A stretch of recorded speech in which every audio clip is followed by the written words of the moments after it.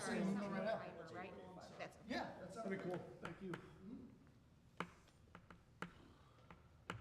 Got it. Nice to meet you. Thank you. Hi, Darren.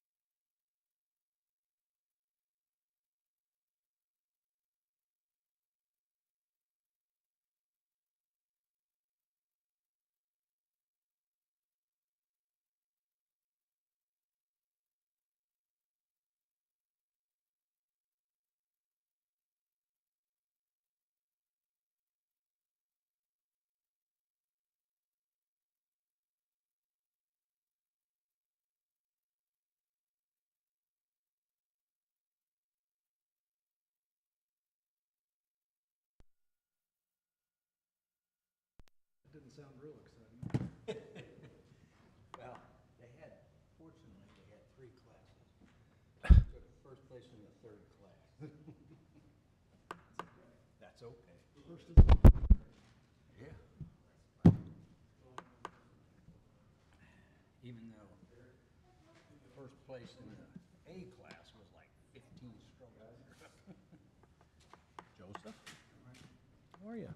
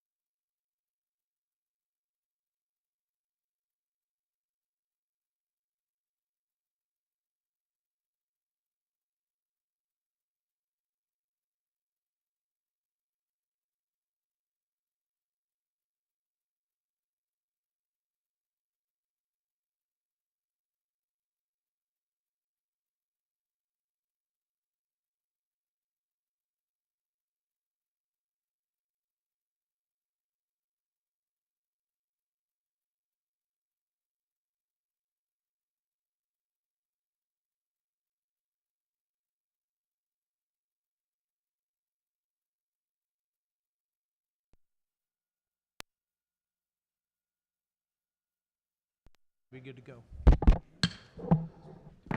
Evening, everybody. Council workshop meeting, Monday, June 6th, 2022. Here we go. Roll call. Bear, Here. Briggs, Here. Coulter, Here. Hydrich, Here. Holtmeyer, Here. Patke, Reed, Wessels. Here. Please rise for the Pledge of Allegiance. I pledge allegiance to the flag of the United States of America and to the republic for which it stands, one nation, under God, indivisible, with liberty and justice for all.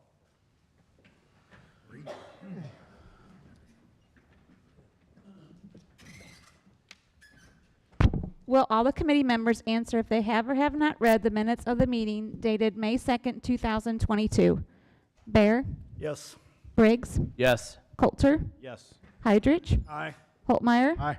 Reed, Yes. Wessels. Aye.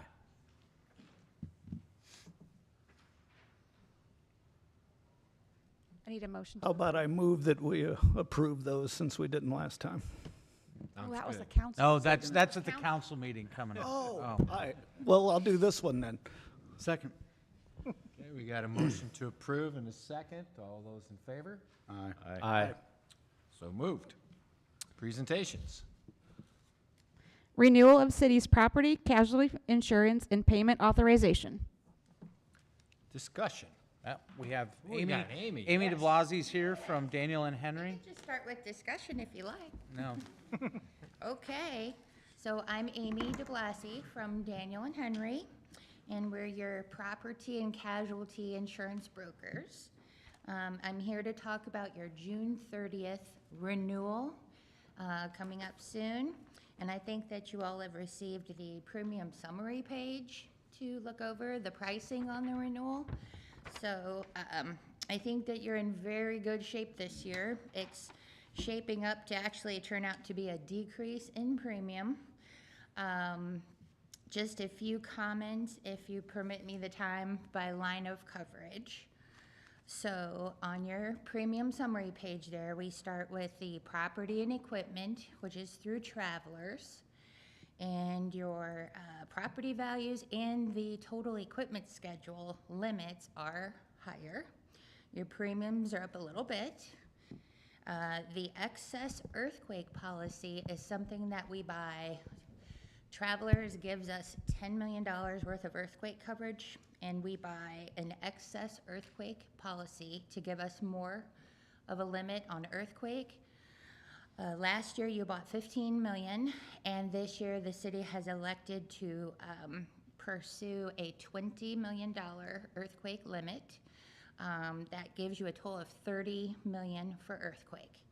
So the pricing that you see there, the $22,848, is for 5 million additional earthquake coverage, more than you had last year. General liability pricing, just to mention a little bit of background, the Missouri sovereign immunity limit increases every January 1. And so historically, Travelers has followed the pattern of the increase and increased your policy limits to that new limit. So this year, January 1, the sovereign immunity limit exceeded $3 million for the first time. It's $3,065,000 and some change, and Travelers has chosen to cap, so they will no longer continue to increase primary limits to meet the sovereign immunity. But we have that solved because you buy an umbrella policy, which gives you additional liability coverage.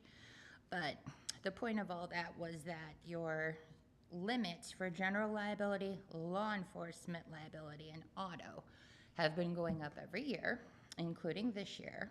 So they're up to $3 million this year on the primary. There's been a little bit of claim activity on the general liability, so those factors all led to the premium increase. The law enforcement liability here is still, in my opinion, the steal of the century. So a few years ago, you were pushing $50,000 for this premium. and we moved the business to Travelers, who has done a very good job. The market for law enforcement liability is very difficult. Fortunately, you have a perfect record. Congratulations. Everybody wants to quote for you, except for when they see the Travelers premium, they say they cannot compete with that. So despite what you see there, hopefully you can trust me that that premium, if I were to go elsewhere, would probably be at least 3 times as much. Particularly with everything that is happening in the law enforcement world these days. We have a good program in place on that. Public officials and employment practices, no big changes on that, nor with crime. Wanted to comment a little bit on the cyber there, because you see the letters TBD, to be determined, on the cyber premium. So the cyber liability that we had, the company that is currently providing our cyber coverage, is no longer going to provide cyber coverage to any public entities. I'm sure you can imagine why, but the frequency of the cyber claims and cyber attacks, for some reason, the cities and counties are particular targets. They get hit frequently with the cyber attacks. So we are looking at other options. We do already have one very good option on the table. Before we take that one, I'm just holding out to see if a second offer comes in to compare to that offer. But the offer that we do have on the table is $18,825. Same limit, same deductible as what we have now.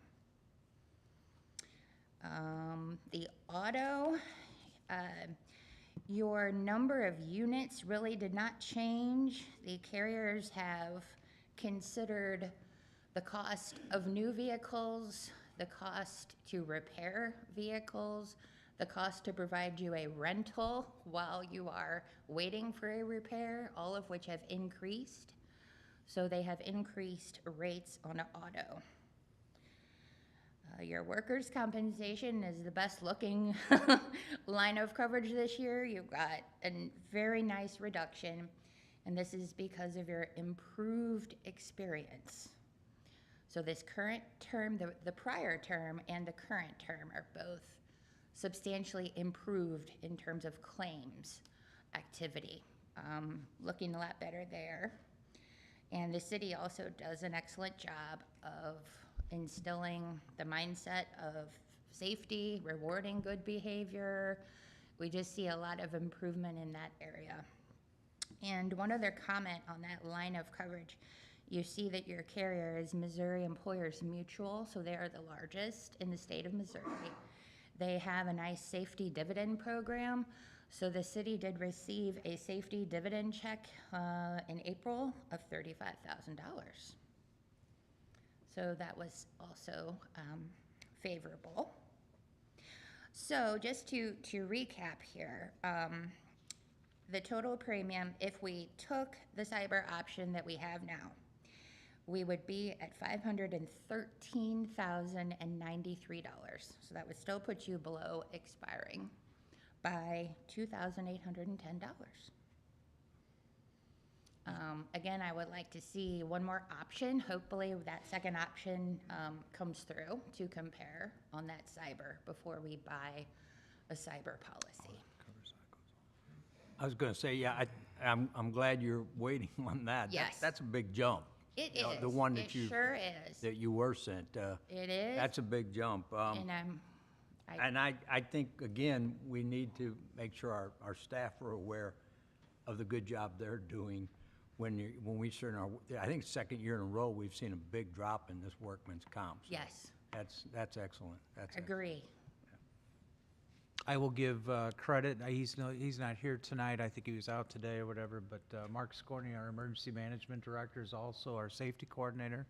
And Mark does a great job of going to the job sites and like Like she said, it's rewarding positive behavior, you know, doing the things that they're supposed to do.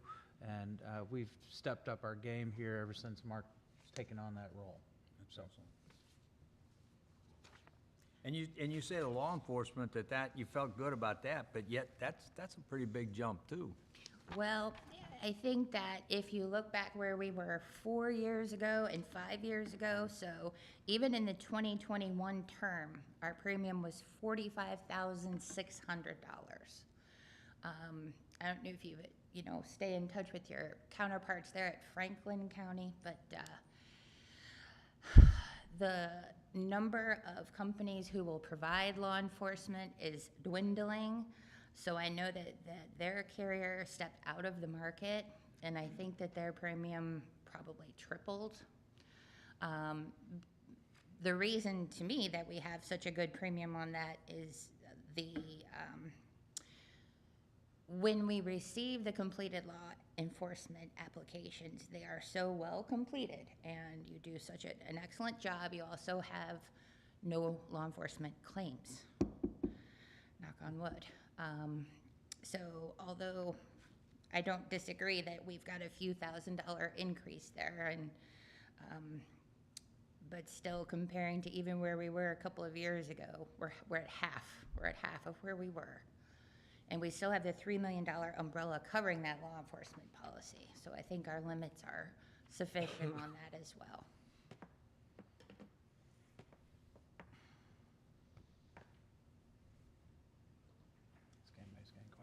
Any more questions, you guys? Okay. Nope, thank you. No questions? Thank you. Okay. Thank Thank you. you move it all. on to council. You need Yeah. need a motion. Do we need a motion to move it on to council, moved. please? Second. Motion and a second to move the insurance proposal to council. All in favor, say aye. Aye. Okay. I'm sorry, was it Wessels and Hydrich? Wessel's first, Hydra second. Thank you. Okay.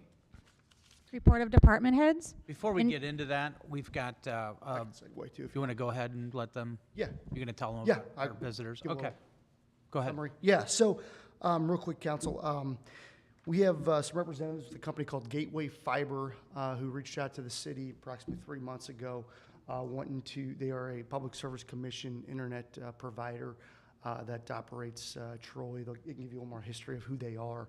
But they requested to just give a short presentation about maybe coming into the city, expanding into the city to provide fiber internet to the home. So with no further ado, John with Gateway Fiber can give you a little background on what they're wanting to do.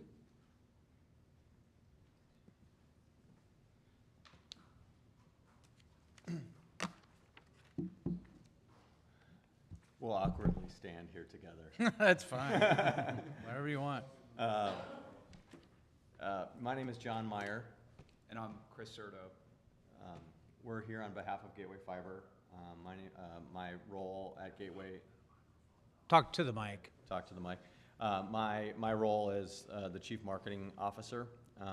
And we are here today to, number one, say thank you for inviting us here and allowing us to tell you a little bit more about our company, our intent to build the city of Washington, and a little bit more about the construction process. Gateway Fiber was founded in 2019. We are a fiber to the home internet service provider. We provide internet service and internet service only. We do also provide telephone service on top of that as a voice over IP product.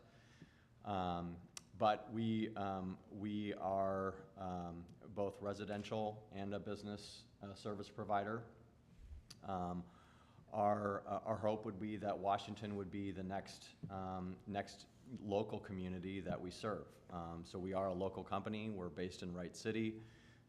We serve the areas of Wentzville, Troy, Moscow Mills, Hawk Point, Warrenton, Wright City, Winfield, Old Monroe, and are currently in construction in Dardine Prairie, Lake St. Louis, and O'Fallon as well.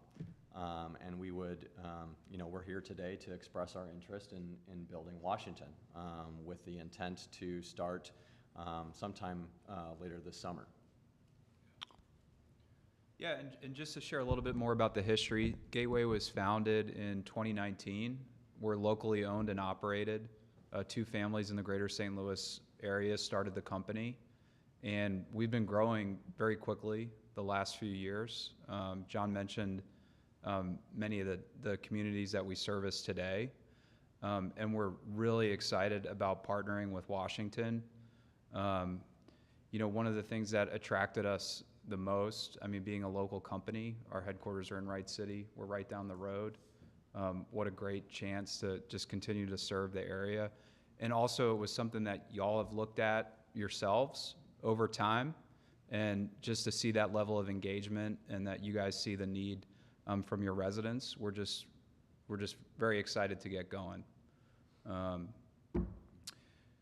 So maybe we could share a little bit more about, you know, just in terms of what we're envisioning for the process. When we make this decision, we get going pretty quickly, and so we are we're gonna send an announcement out this week to inform people that we're planning to do this, and then we would immediately start our design and construction process with the goal of beginning construction towards the end of the summer, likely in August.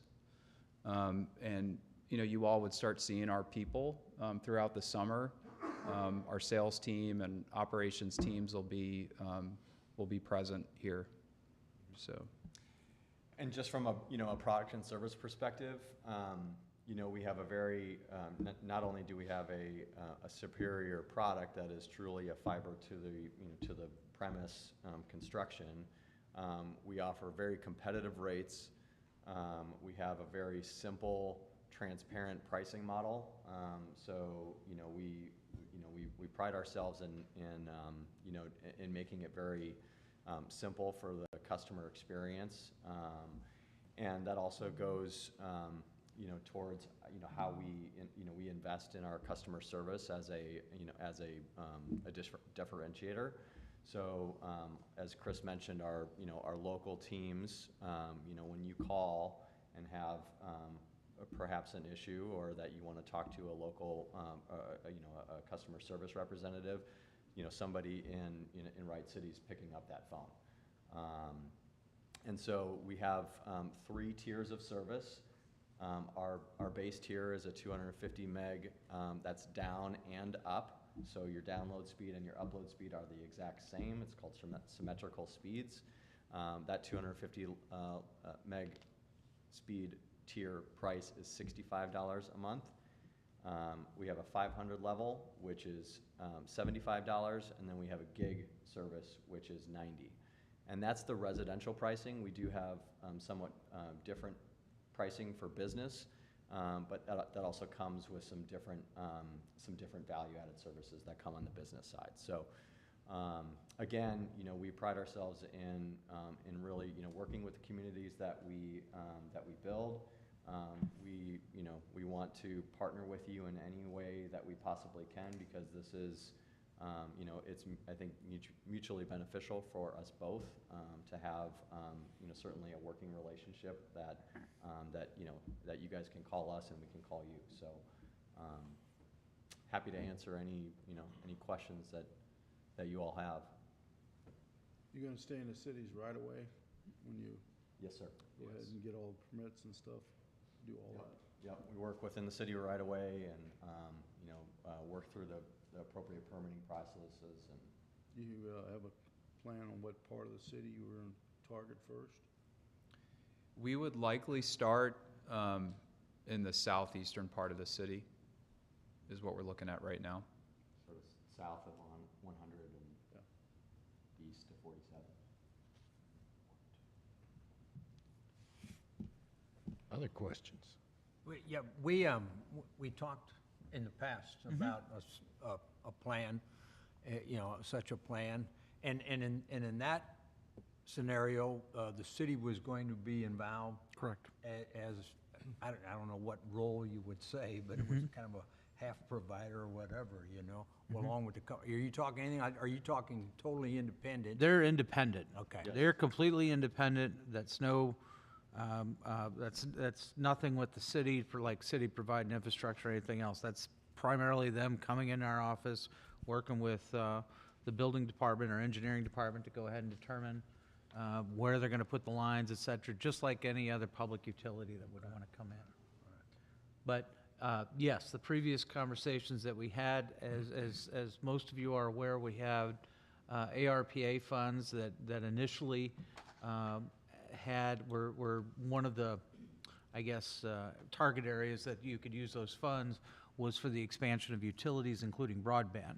And we looked at that, and like I said, I think at this point, though, right now, it looks as if we would probably just rely upon the market to go ahead and take care of it itself because of the fact of we've just looked at the modeling, et cetera, and it's difficult for us to go ahead and get a return on our investment that fast without having some risk exposure out there.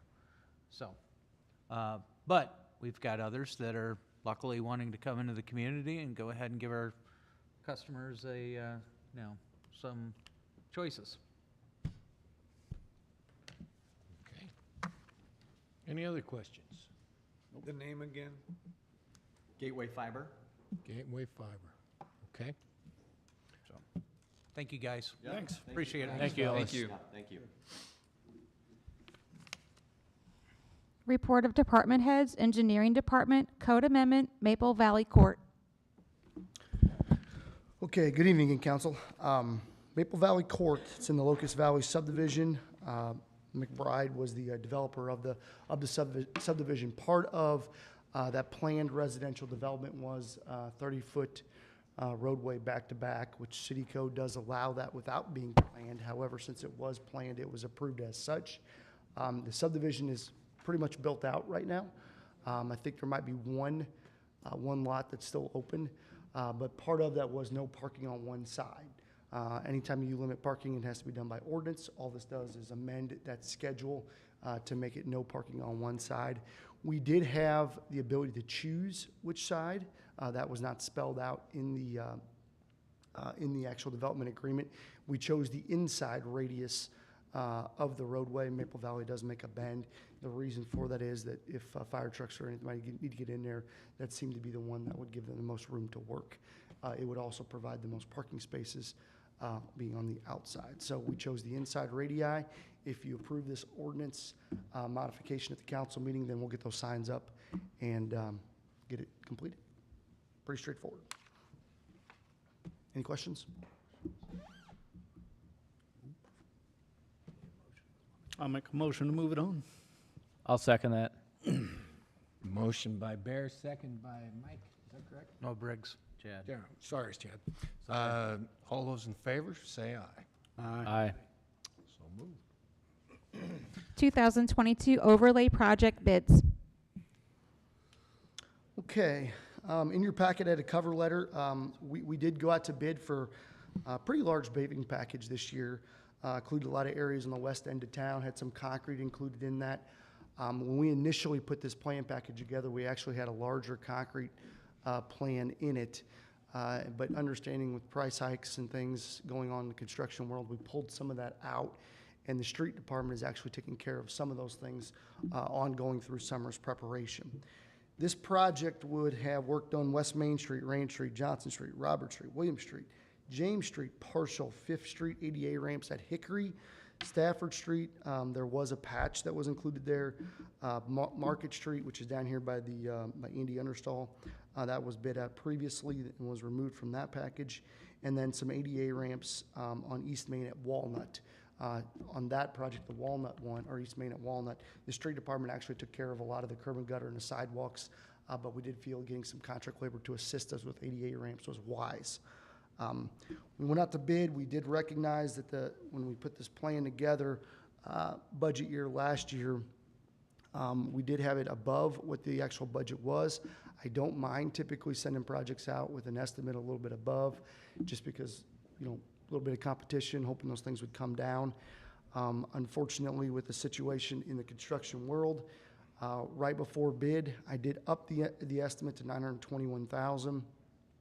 We did get 3 bids for this. Low bid came in at $1,005,400. Part of that, as obviously you know about the construction industry right now, I talked to Franklin County a little bit. They had a bid package go out as well. They were looking 25% higher than what their estimates were. MoDOT is seeing similar numbers, 25% more than their original estimates. And they actually, MoDOT being, are not getting some bids on some projects. Reason for that is, demand is high, supply is low, price goes up, and they're not even getting some bids.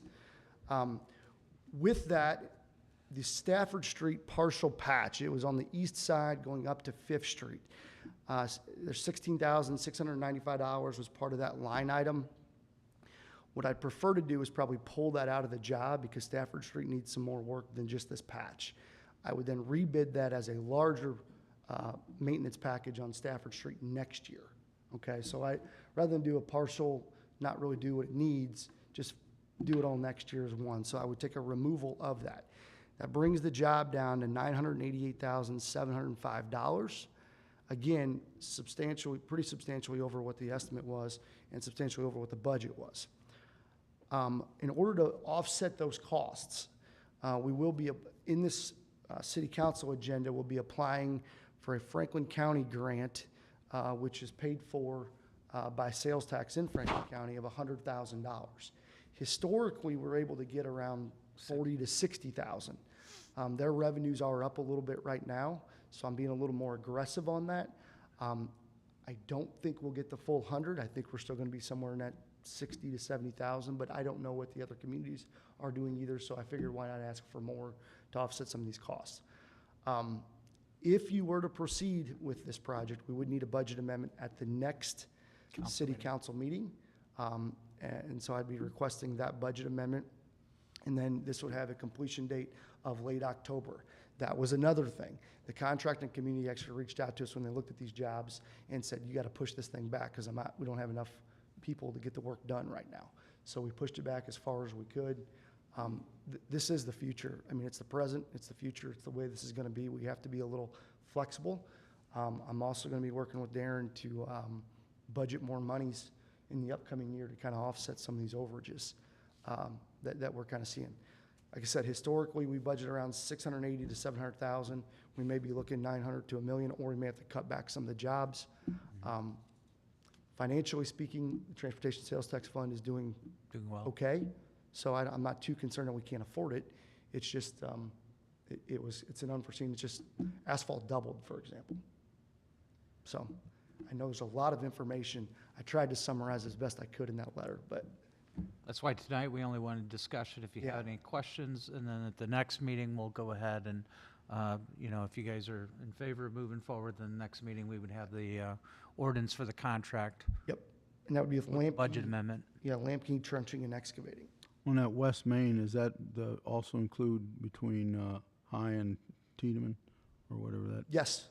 that curb and gutter? You get a curb and gutter on that north side as well, which we've had some, there's a lot more traffic going through there right now, so we've had some concerns with people speeding through there because there is no stop sign headed that direction as well. So it would get a curb and gutter on the north side. I forget what the white, but it makes it basically a 30-foot no Yeah, parking on one side. At least 10 foot wider. Yeah, and there's 3 or 4 homes being constructed through there, so, and that's something, Joe, you've reached out to me in the past on a plan, and this is the plan. I missed that, John. West Main from where to where? From, it would be from Teeman. High to Teeman. Yeah, High to Teeman. Huh? High to Teeman. Teeman. Oh, High to Teeman, okay. Now, West Main, the whole street gets paved. There's no Teeman all curb the and way gutter to- on one side, and Jim Wilson built 3 houses down there and built another one. And I got you. the garages go out to Main Street, and it's real narrow. Got you. Yes. There's some, there's some grading, some drainage concerns too with those houses being built there, so it just makes some sense. So you peeled one parcel out of here. Does it make sense to look at any other parcels? I mean, Market is any going to be done down there? Does it make sense to, we're talking about a little bitty piece there, I know, but. Yeah, we could. I mean, really, when you get down to Market Street down there, I think it's wise that we actually do the sidewalks and everything as well. You get a lot more foot traffic through there. So, I mean, that's how we kind of look at, like, replacement of sidewalks. A lot of these, what you'll see is we actually would like to replace a lot of these sidewalks because they're not ADA compliant and things like that, but we just can't afford it right now. So what we do is we look at, okay, what are the risks? how many pedestrians are using these areas. When you kind of get into the downtown area, you have people coming from out of town, utilizing those sidewalks. They're not the local community. I mean, I know we use them, but I'm saying local houses on that block just using those sidewalks. So for example, if there was a trip issue, at least if you walk by it every day, you know it's there. Well, you're not getting somebody from outside coming in and not even knowing it's there. So it is truly a risk assessment is what we're doing. So I don't think it's wise to pull that out. Plus, there's been a pretty substantial investment down there. It would be wise, I think, to support that investment by doing what the city does with infrastructure. So John, to do this, though, you're gonna need an amendment of 200,000 plus. And it's So 300,000. Is our transportation sales tax gonna cover that? I think we're going to take a look at that. We'll discuss it with Mary and see where we're at, but I think we're going to be able to come up with something creative to get back. Yeah, I've done some estimating as far as what what the transportation sales tax looks like to 2030. Darren's actually asked me to put together a presentation for you all at a later date. But in that estimating and working with Mary on that, I don't see any red flag that we could not afford to do the project. Asphalt's going up about 7.5% right now a month. So with really no end in sight that I've heard of. So, and the other thing to consider too is the 1.1 or $1.2 trillion infrastructure bill that was passed, that money has not hit the ground yet. So these overages that you're seeing and these supply and demand issues, those are all generated by really the additional monies that came from the state gas tax and all the dollars that came from the other COVID relief funds. But that transportation bill, those jobs are in design right now.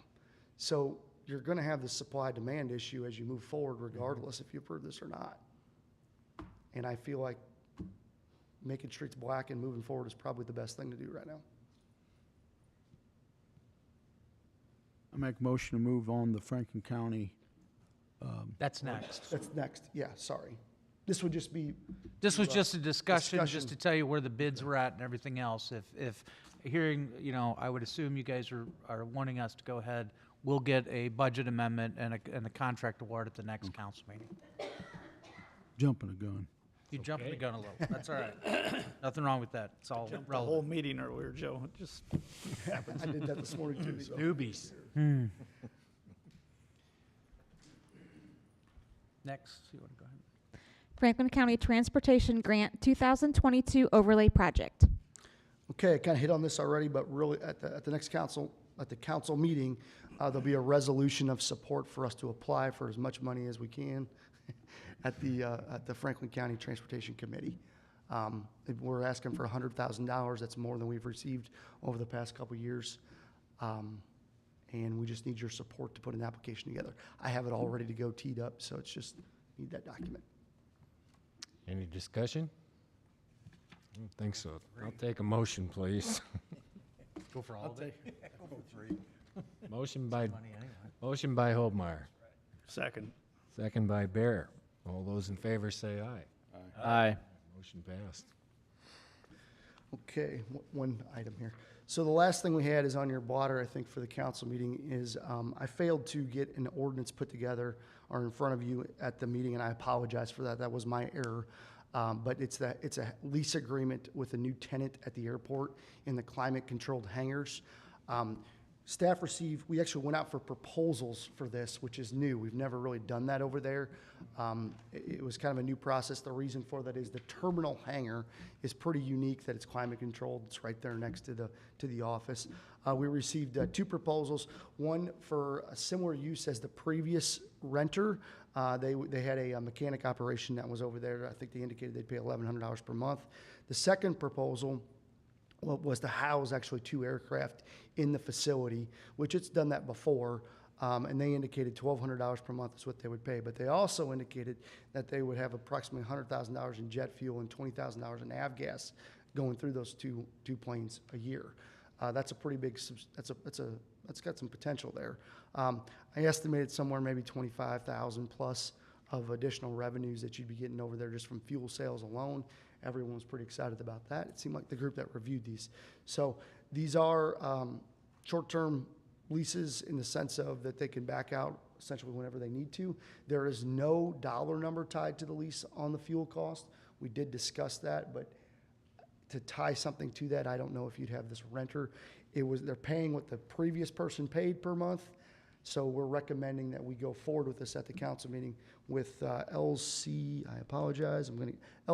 Resources to house I wish I had a picture of it, a fairly nice jet. Yeah, Mayor, actually. Mayor has one. He can pass that around if you want to see it. I'm in love with the jet. Yep. So John, we impressive. lost our mechanic over? Yes, we did. Yeah, we did. Yep. Oh, yeah, that was bringing a lot of folks to us, wasn't it? It was bringing folks to us. It got kind of the word out, but there's been a lot of happenings in and around the airport that the word's already out. So, I mean, it's kind of one of those 6-1, you know. I think one of those for deals. maintenance purposes too, John, and you can maybe elaborate that I guess that trade or whatever is not necessarily, they are going to jets or going to the planes for mechanical stuff. Thank you, Darren, for that. Rather than having to be permanently located there. Yeah, we talked to Kevin, we did discuss this, but the trade itself they have mobile units that are going to planes rather than having a spot to go to. So it's kind of a dwindling maybe kind of use. So I think with a business coming out of the airport, that's what the airport's there for the most part, is business operations. I think it's probably wiser to move forward with this one at this point. 3 years ago, a little bit different. So that's at the council meeting for your approval on your blotter. And then the last thing I have, we have J.C. Lopez here. J.C., come up and introduce yourself. J.C. is our new building official, so he can introduce himself. Welcome, Jason. Well, hello, I'm JC. How you doing? Nope. Good enough. Last guy had a 20-minute speech. Not good in public, so. You're all right. So Either do way. you guys have any questions for me? Where'd you come to us from? I live in Crockle, originally from Wisconsin. Been here for about 20 years, since '03, so yeah, 20 years. I've been a union carpenter for the past 25 years in Wisconsin and here, commercial, and a superintendent for the past 7 years. So, kind of been all around the board, so I feel pretty good about doing this job. Are you a Packers fan? I'm sorry? Are you a Packers fan? No. No, Chiefs. There you go. Cool. Now you're talking. Cool. All right. Good enough. So, Well, congratulations. thank Yes, you. sir. Thanks for having me. All right. So we're working hard to get him acclimated, so. Any other questions of me? Good. Have a good evening. Send that on to council. It's already on there, so I don't think you have to worry about it at this point. Parks Department, lighting controls for Lakeview Athletic Field.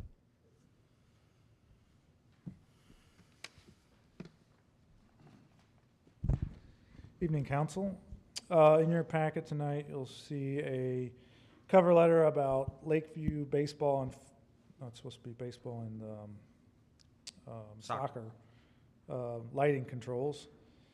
What we're trying to do, in the past, this wasn't that big of an issue, but with our new lease agreement with soccer, in case there's issues with lights being left on and things like that, we'd like to know who left what on, how long it was on. That way we can bill the appropriate people. Right now, our lighting system up there is set up where baseball and soccer are on the same controls. And in the past, that was fine because baseball played in the spring and soccer normally played in the fall. But now both sports are playing in the spring, and so if there was an issue, we wouldn't really have any idea of who to contact as far as who left what lights on and things like that. So with these controls, the renter is able to do it, staff's able to do it, control, and we do this at other facilities. Ronzik comes to mind, where we can control the lighting either by our cell phone, or at the desktop computer. We can, so if I'm at home and baseball needs the lights on longer, they could call me or Robin or whoever, and we can get on our phone and turn them, extend the time to midnight or whatever we may need, so they don't shut off early. Or for some reason, if they shut off early, then we could turn them back on for them. So that, it would allow that. It would also allow, it would help with our billing purposes. It'll help reduce electric usage also, because during the fair, those lights are on up there at night, all night long. When in reality, they probably only need to be on until 2 or 3 in the morning, until everyone's kind of out of there and in bed. Whereas now they stay on until like 7 in the morning when my guys get back in and we're able to shut the lights off for the daytime. And then also one unique feature, and I believe we have this on the Lakeview field up there, is we could add a time delay shut off. So when the lights do shut off, there's like one light, and we can pick which light that may be, probably one closer to the parking lots, that would stay on for, so the shut off time is at 10 p.m., then that one light would stay on to 10:15, 10:30 to allow people to get in their cars and get out of the facility safely, instead of just shutting them all off, as soon as the second the game is over. So, I guess any questions for me? Questions? So the baseball and the soccer be controlled differently? Differently, yes. They would be, right now they're together and we can't tell who's using what, and this would separate them. Nice. No more discussions? Well, I don't know. Basically, you're telling me we're spending $14,000 for a light switch. Yes? Computerized lighting controls, correct, with an additional, for the time delay kits, 14,350. I think I can do it for that. Where's the switch? Got to be there. Every night. I can make it. Seems like a lot of money to me to turn the lights on and off. I don't know. Am I crazy or? Do you know how you got to the budgeted amount of 21,800? We actually, it was budgeted each field, and we found out that we estimated wrong. We had it budgeted for 10.9, I think it was, for each field. So it would have been 20-something thousand total, just for each field without the time delays. And so now we're able to get it, after doing a little more research, we were able to find out that we only need one control instead of two. We thought we were gonna need one control for each field, and one control will do both fields. And so that's how we kind of got to that.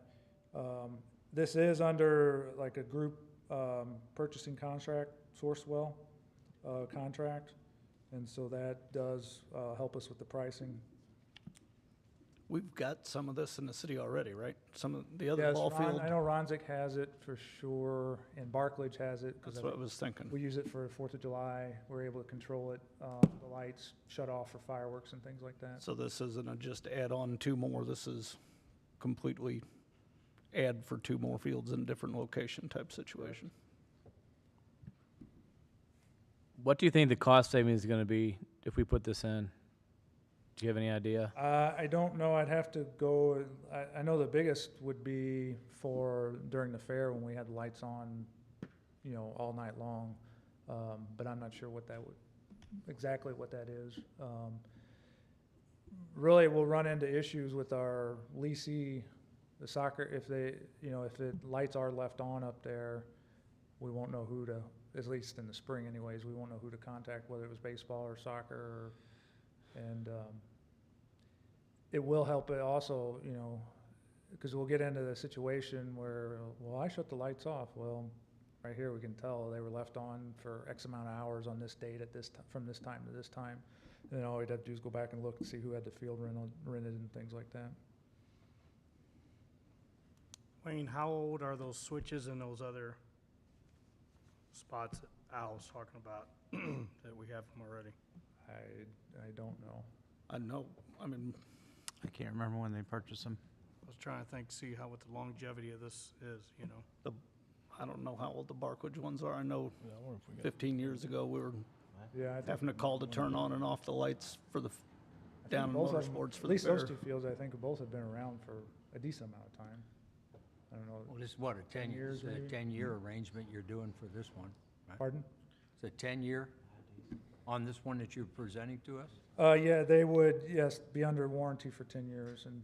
The other thing, service them. the other thing that we discussed at the department head meeting this morning too, was that we could work through the manufacturer to see if Amerant's got a rebate for this, but it wouldn't stop, or it wouldn't prevent you if, you know, unless you don't pass the ordinance to move forward on the contract.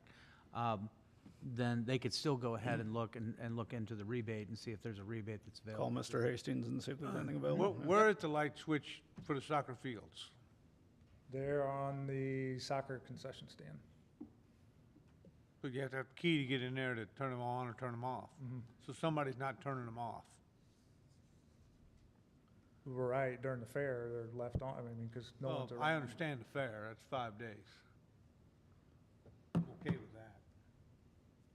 Well, and I think the thinking here is now that Soccer Association has taken over the field, will they be left on? So we're kind of, Right. I mean, this was in the budget long before that agreement came too, so we were thinking about doing it, obviously. We were. This was, Before. Yes, it's budgeted. this came It's way under before budget. we knew we were going to be in agreement with WSA.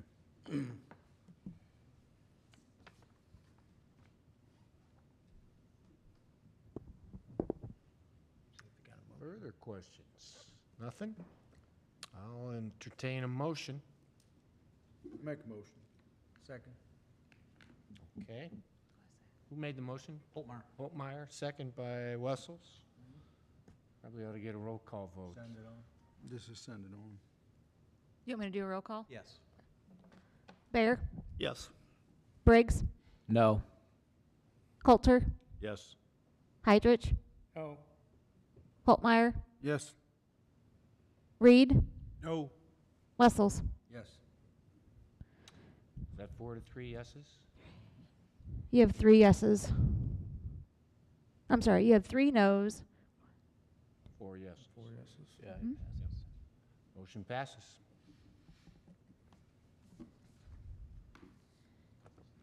Lions, Go ahead. Lions Lake Pavilions rock columns. Also in your packet tonight are the rock columns for the lake pavilions that we, some of you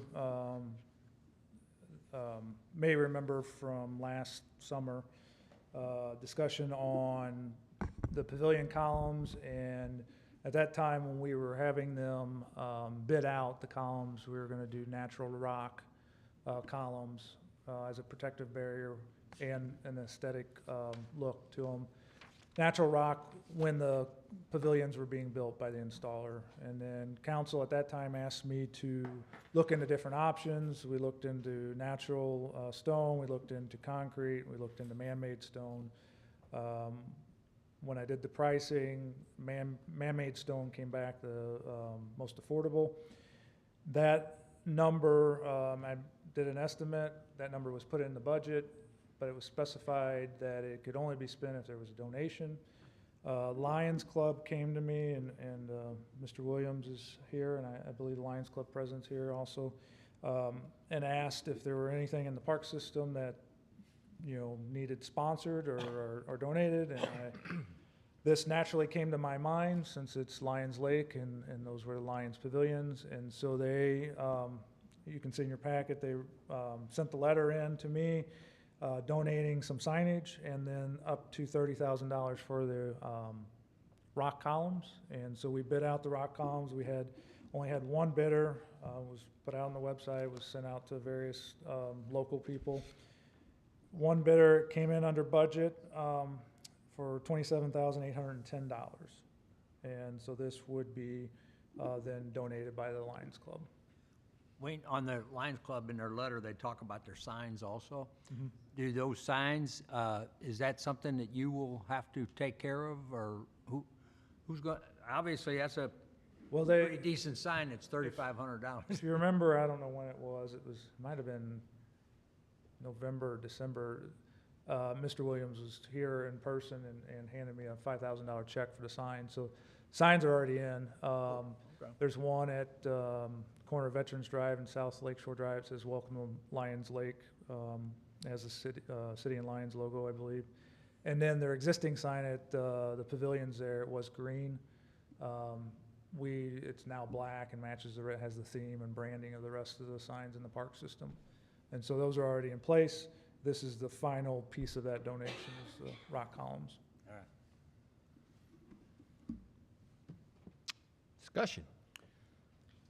Only thing I'd worry about is how we're gonna seal the rock, because you're gonna put it around steel and water running in there.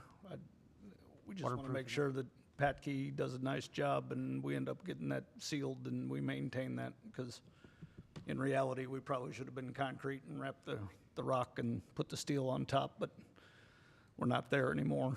We've already got the steel. But that would be the one thing that worries me, and I'm sure Patkey knows how to do that, but I just want to make sure that we're It's maintaining. got a weep hole or something to where Right. it can drain out, if there is something. Even, even if he does seal the top, he should put weep holes in the bottom of it. Do we need a motion to send it to council? Mayor, one more. Hey, Wayne, just Okay. speaking of those pavilions out there, a few people have asked me, and I forgot to bring it forward to you, but in the old pavilions, was there some kind of protective sides? Gable ends. Gable ends. Sounds On the old ones? Yes. Yes, and Give me that look. there are a lot of those gable ends around town, but not really anywhere else from what I've seen. I brought it up at the This- Parks meeting. Yeah, because several people have Several brought it folks up. had come to me Yeah. and we went I back sent and some looked at. pictures out from Yeah. different magazines. I've been looking ever since that was brought up at different parks that I go to, because I got kids and I go to quite a few parks. And nowadays, you don't see any with those real low gable ends. Another response or another, something else. These are larger than what we had before, so. I don't remember the original picture anymore, but if we looked at gable ends when we did the drawing earlier. I don't Documentation remember. that was there is what you sent to me. I can dig it up here and share it with you. Okay. But none of those showed any gable ends apparently. Yeah, and the old I ones. couldn't remember, and The old ones were really pretty dark under there too, because they were lower, and so these are a lot taller and allows more light to come in. So that's an advantage too. Plus they're people were larger. just concerned about weather, rain coming in. Wind blowing, Wind, right, rain. wind, rain. Sun, everything, yeah. And Wasps. I'm looking. Any other questions? Okay, I'll entertain a motion to send it to council, please. Make motion. Second. Okay, a motion from Holmeyer, second from Hydrich. All those in favor? Aye. Aye. Motion passed. I would like to go ahead, Mayor, recognize the Lions Club members are here. We've got Amy and Ron from the Lions Club who graciously donated the money for this addition to those pavilions. So thank you. Thank you, Thank guys. Thank you, guys.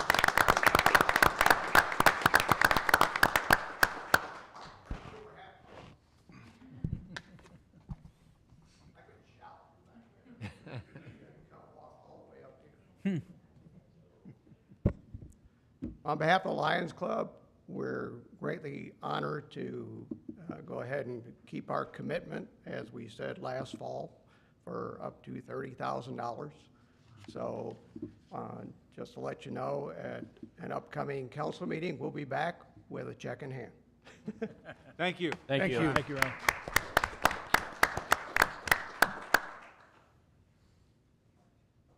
I'm not on the agenda, but I'm going to be quick and within 4 minutes. So I wanted to give you all an update on a project we have with potential MoDOT grants. I know in April, we passed 2 resolutions of support for 50/50 grants for Highway 100 improvements out at the Oldenburg Industrial Park, as well as the first phase of Highway 47 improvements. Obviously, the 47 was before we made aware that that was selected to be funded by MoDOT, so we will not be applying for that. But we're still going to move forward with Highway 100 improvements, specifically in front of the Oldenburg Industrial Park from Vossbrink to the new entrance, to be able to add a turn lane there, to be able to get that capacity. But from internal discussions, what we've decided to do, just better long-range planning, is to, let me back up. When we first sent that to MoDOT in April, they said that specific project does need to have a traffic study submitted because it has not had a recent one completed for that entire corridor like Highway 47 had. And so for long-range planning purposes, we said maybe we should go ahead and get a traffic study done for the entire corridor from Vosbrink all the way to High, from where the 4 lanes tapers out right now. KJU Construction, actually, through meetings with them on some projects, we realized they already have a contract with Lockmuller Group to do a traffic study for Highway 100 improvements from High to Pottery. And so we discussed and we met with Lockmuller to just increase the scope of that to go all the way from Pottery then to Vosbrink. And so what we're going to do is actually tack on to that scope and then just invoice KJU for their portion, save us money, save them money, get better long-range plans. So I don't have a final price for that yet. We're waiting to get a copy of their scope to figure out what we're subtracting off of ours. But we met with Lockmuller again last week, or spoke with them, and our plan is to have that in front of you at the next council meeting. So that way you're just all briefed on that. And then that will keep us on schedule for the October deadline for MoDOT's grant. It is still a 50-50 grant. We would not be asking for 50% or MoDOT to fund 50% of that entire scope.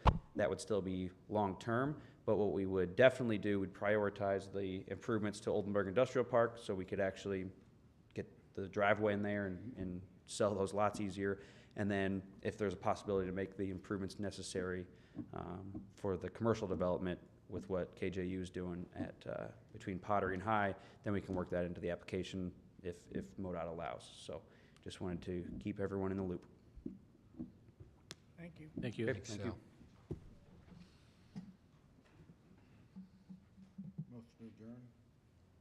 Motion to adjourn. Second? Sure. All those in favor? Aye. Aye. See you in a few.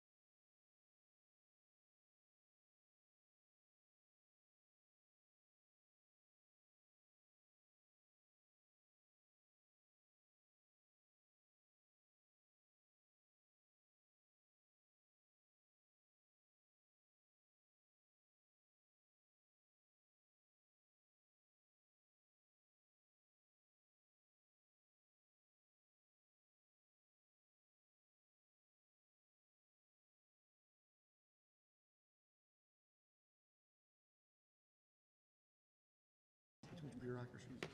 That's ready to go. Ready to go. Okay. Okay, bang it. There you go. Welcome, everybody.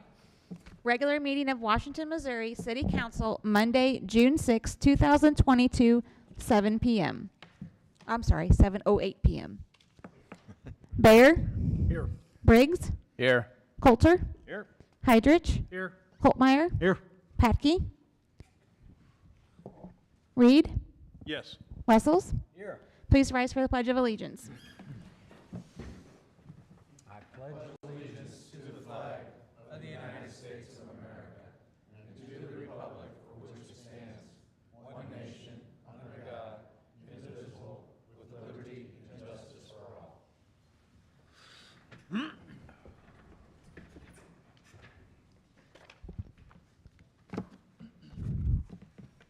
Will all council members answer if they have or have not read the minutes of the council meetings dated May 2nd and May 16th, 2022? Bayer? Yes. Briggs? Yes. Coulter? Yes. Heidrich? Aye. Holtmeyer? Aye. Reed? Yes. Wessels? Need a motion? Make a motion. Second.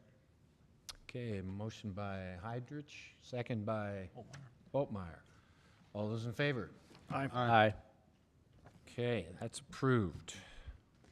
Approval and adjustment of agenda, including consent agenda. You have the Collector's Treasurer's Report summary for February 2022, the monthly investment report for February 2022, liquor license renewals, pawnbroker business license renewal, a final payment request for Shingle Tech Cole Mueller House metal roof, fireworks display, and you have a broader item for item 7E, which is the airport hangar lease ordinance. Okay, I need a motion to approve the consent items, please. Make motion. Second. Holtmeyer, second by Bear. All those in favor? Aye. Okay, consent items passed. Priority items, mayor's presentations, appointments, and reappointments, LGBTQ plus month proclamation. Okay.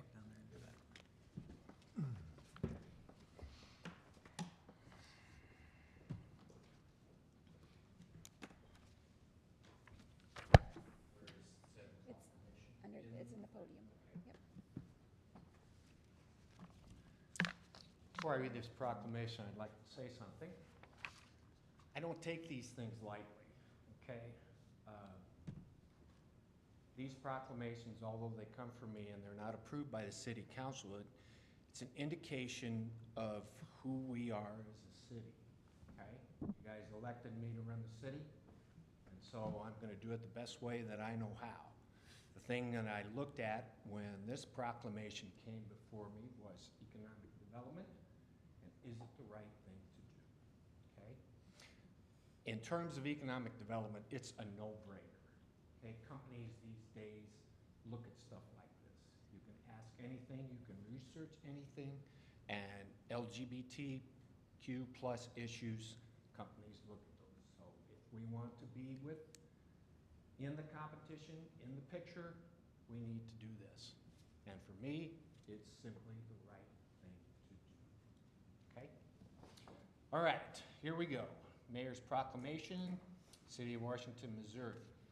Whereas the Library of Congress and other affiliates like the Community of Washington have led observance of LGBTQ plus Pride Month during the month of June to commemorate the Stonewall riots of June 28, 1969, and whereas millions of participants from around the world have traveled to commemorate and honor the members of this community and to hold memorials for those who have been largely overlooked, silenced, and assaulted due to an aspect of their identity, and whereas the community of Washington is home to many LGBTQ plus citizens, included in ranks of esteemed and accomplished students, service providers, local business owners, and community leaders, and whereas through increased visibility, education, and awareness of LGBTQ plus diversity, we can achieve acceptance, inclusion, and celebration of the community of Washington, Missouri. Then therefore be it resolved that I, James D. Hagedorn, Mayor of the City of Washington, do hereby proclaim the month of June as LGBTQ+ Pride Month in the city, and ask our fellow citizens to take the time to become more aware of the significant accomplishments of this vital community. We want to be inclusive, not exclusive. Thank you.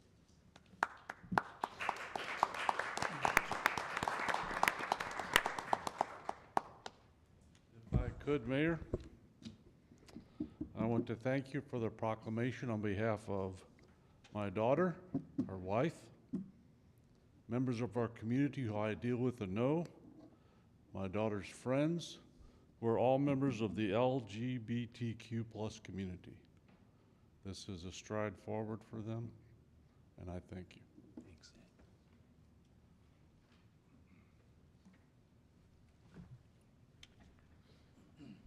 Board of Appeals, reappointment.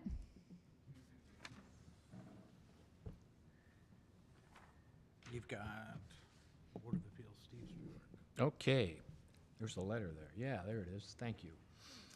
Okay, dear council members, I herewith submit for your approval the following reappointment to the Board of Appeals.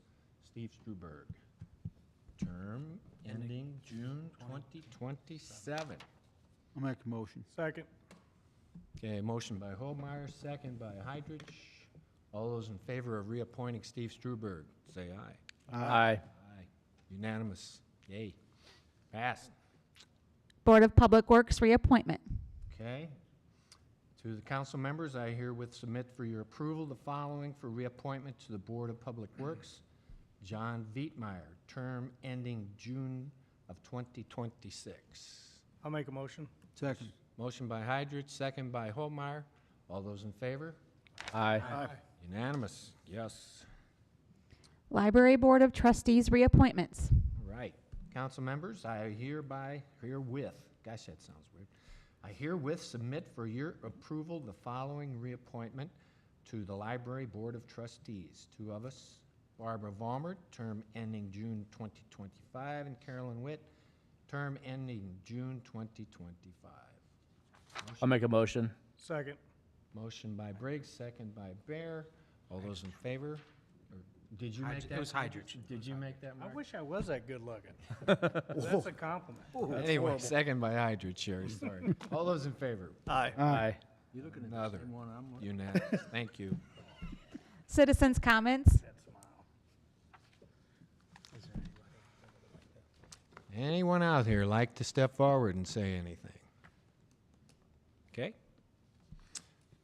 Next. Report of department heads. Renewal of city's property/casualty insurance and payment authorization.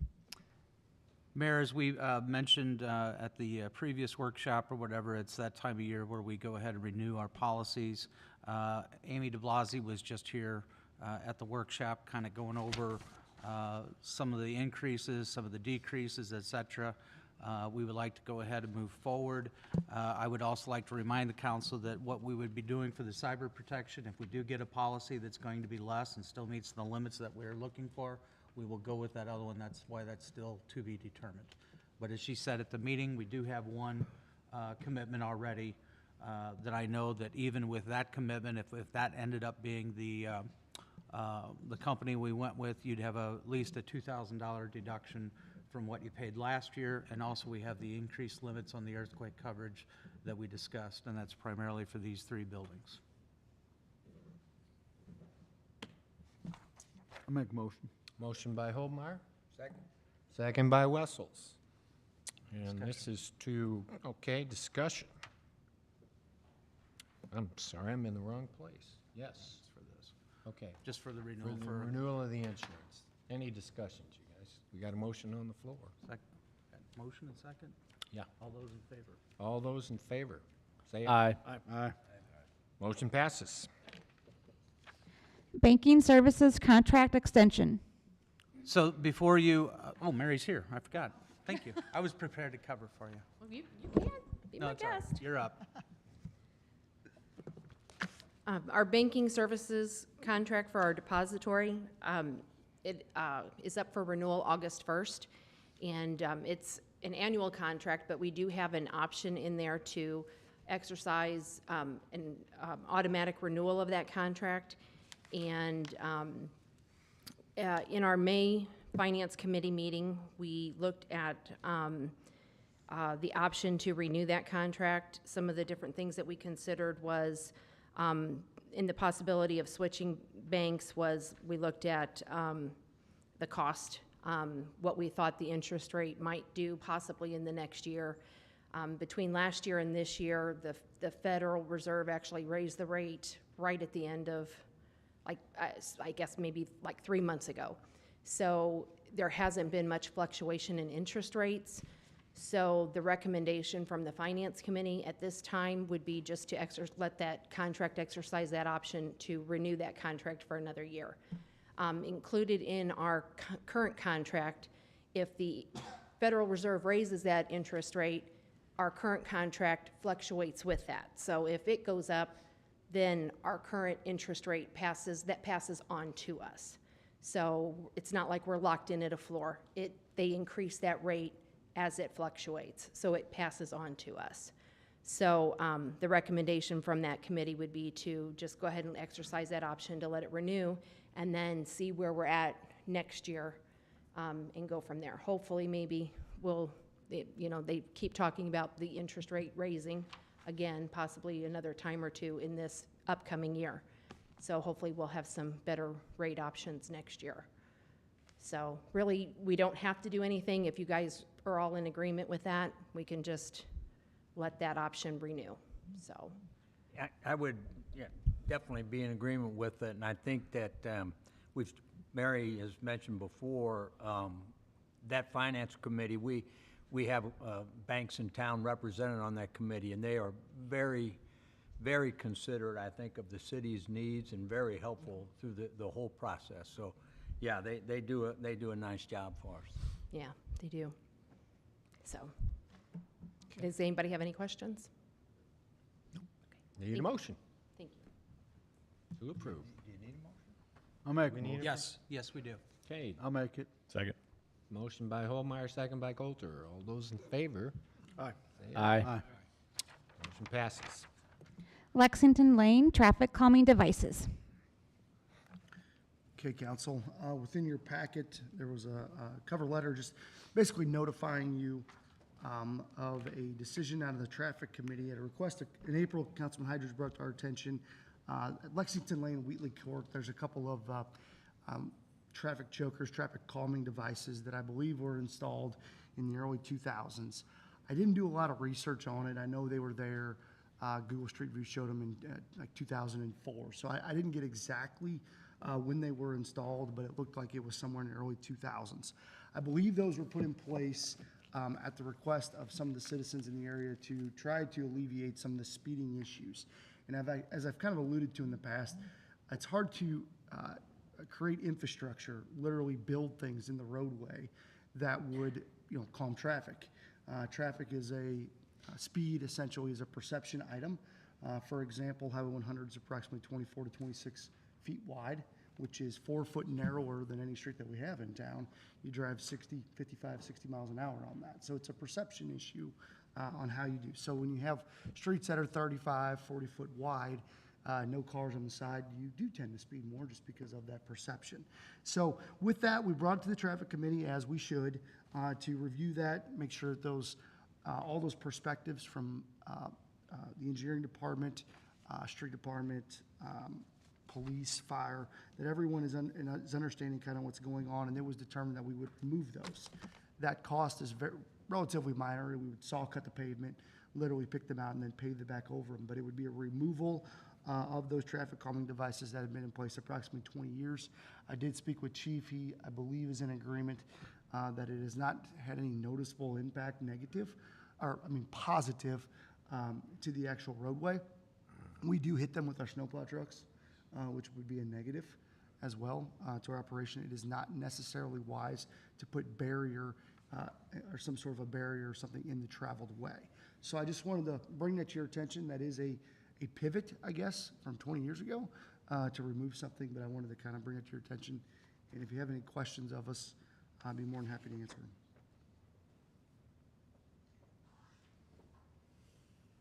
No questions? No discussion? Okay. I'll entertain a motion. I'll motion. Motion by Holmeyer, second by Hydrich. All those in favor? Aye. Aye. Aye.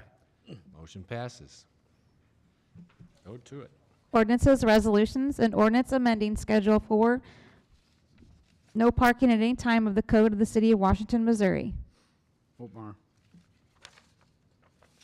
Okay. Oh, as introduced discussed- by Holmeyer, I'm sorry. Sorry, Mayor. It's all right. No, I'm slowing the gun. No, you're fine.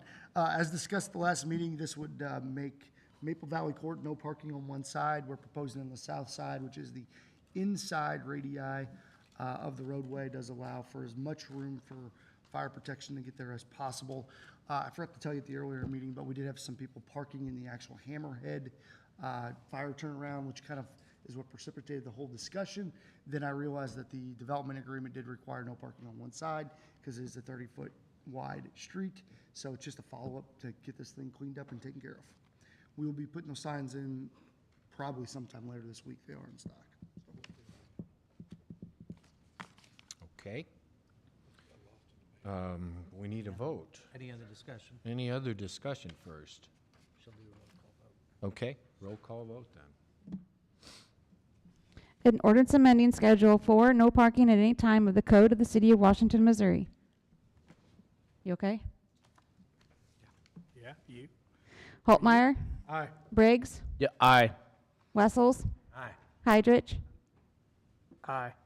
Bear, Yes. Reed, Yes. Coulter. Yes. And we voted to pass the ordinance. That's great. Thank you. An ordinance accepting the quote from Musco Sports Lighting LLC and to approve the purchase of lighting controls for Lakeview Athletic Field by the City of Washington, Missouri. Holtmeyer. Introduced by Holmeyer. And introduced by Holtmeyer. All right, so this is the lighting controls for soccer and baseball that we just discussed a little while ago. I can check and see if the quote will be good for the next council meeting or the July council meeting, and we can look into the possible, we don't know if there's any available, but possible grants, reimbursement grants by Ameren. Rebates. Or rebates by Ameren to further lower the cost, if that's what you all so desire. Is there any other information you'd like? Would you like the amount of electric that's used Well, you during know, that time frame? maybe I'm not catching everything here, I don't know, but $14,000 for a light switch that you can run from your phone. Great idea. But, you know, what are the cost overruns on leaving them on too long a year? I mean, yeah, once you bought it, as long as it works. You know, next thing I see is somebody's gonna get mad because the light's gonna go off in the middle of a game. And now they're gonna call somebody and we're all gonna wait for the lights to come back on. I don't know, man, you know, maybe I'm sure we need this, but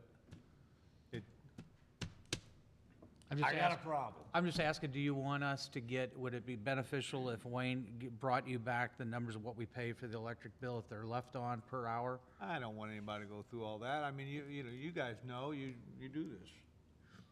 I mean, it will save some staff time on going up there to turn them on and off. 'Cause if And we want them on and or off, we and I can do it understand that. from our computer or phone. You know, it's just something that the police department could do. Can they turn the lights off? I mean, they lock the restrooms every night. You I get, don't know. I'm twisted. do you get the calls, Wayne, when somebody leaves lights on or something, or? I don't personally, but like say at Ronzik, if they have a weather delay, say there's a thunderstorm and they have to delay the games, and so we'll have the lights set up, say, till 10 p.m. and they'll kick off, because usually they're done by 10 p.m. on a But normal with day. this, you can, if you do get a call, you can. Yeah, instead of having, because we don't normally really, we don't give out, like, so each person would have, whoever we want to have their own login would have a login, so we could track it that way. So if a coach ever says, well, I shut the lights off when I left, Well, we can see by computer login who logged in. The only way they would have that login is if someone else gave it to them, you know. And we say, well, Joe Blow, it shows right here, you logged in and left, you know, turned them on at this time and they never shut off because you didn't shut them off before you left, that type of thing. So when there's like weather delays at Ronzik, it's Kent calling Robin or Chad saying, can you, you know, if they can, it's usually, a lot of times it's on a weekend, if they can get a hold of them, they hear their phone ring. Can you turn the lights on for another half hour or hour or 45 minutes because we had a weather delay, that type of thing. Did we get any other bids on this, or was that? No, it's through a Sourcewell, which is a cooperative purchasing. Cooperative purchasing agreement, so it's like a state bid, so you're automatically getting Okay. a lower price. Thank you. I'm wondering, maybe the best thing to do might be table it to the next meeting, and you can Agreed. find out about that electrical, whether or not we can get a rebate on that. Okay. Okay? So I'll make a motion to table this. I'll second it. Yeah. Okay, we got a motion. Take a look at the Ameren. Wessel, second by Bear. To table. To table. Any further discussion about this? Is there, Wayne, is there any way we can reach out to American? You did, not American, the electrical outfit that did. American Data? Yeah, American Data, to see if they would have anything, since they've done work for us. I mean, I can check, but the lights we have, the athletic field lights are this specific brand of lights, and so they have their own controls. I don't think you can put any kind of control on the lights. Okay. Plus, we already have their network, like I said, at other fields and log in, so we have part of that system already in place. This would just be adding on to it. Well, also, and I know this is off it a little bit, but this is towards the pavilion. Do you remember, just off the top of your head, what that extra cost was to run the electric to that other pavilion at that time? 'Cause we just did the two, and we were talking about running it to the one on the west there, the next one. The one out on Grand, I think. I thought it was, I I thought think it we was have pipe 12. there. 12,000.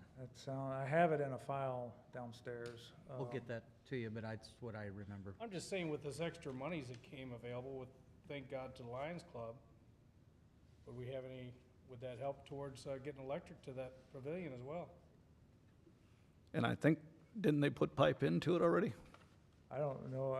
Maybe I'm not following. I thought Yeah, we had pipe and no We ran water. the infrastructure to get it there, but I don't know that we have it. There's no extra money. Because the donation money, it was specified, it could only be used if there was a donation. So we just got lucky that Lions came forward with the donation, otherwise it'd just be sitting there. So it would have to be, right now, it'd be like a budget amendment. Correct. Councilman Hydra, I think just to clarify on that, I think you accepted the base bid without the rock, and the rock was added due to the Lions Club stepping up. So there is no extra dollars because Right. you accepted the base without it.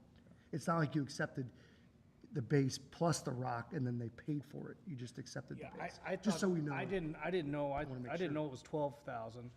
And I was sitting there thinking, well, they're giving 30 and this is costing 27, we still got $3,000. And maybe we could throw towards Yeah. electric and then find some extra monies because we should have another pavilion out there with electric in it, in my eyes, but. I would also add too that with American Data, with getting the Sourcewell Cooperative Purchasing, your purchasing manual allows you to buy those things off of cooperative Right, like a purchasing. state, If right. you do not do that, then you have to send that out to bid, which delays any solution that you Right. have. So just so you know, it's A or B, right? Right. So Yeah, just, once I said that, yeah, just so everybody understands it. Any further questions or discussions, you guys? We do have a motion on the floor to table. We have motion a second. And a second to table. Okay, let's vote. All those in favor say aye. Aye. Opposed? Passed. An ordinance authorizing and directing the City of Washington, Missouri to enter into a sales contract with Packy Restoration LLC for the purchase of 3 man-made rock columns for the Lions Lake Pavilions. Bear. Okay, brought up by Bear. All right, and so this is for the stone for the pavilions. As I mentioned, it was budgeted. 28.5 was budgeted. Bid came in at 27,810, and we have received a donation from the Lions Club up to 30,000. Okay. Any other discussion, you guys? Pretty much a no-brainer, it seems like. Roll call vote, please.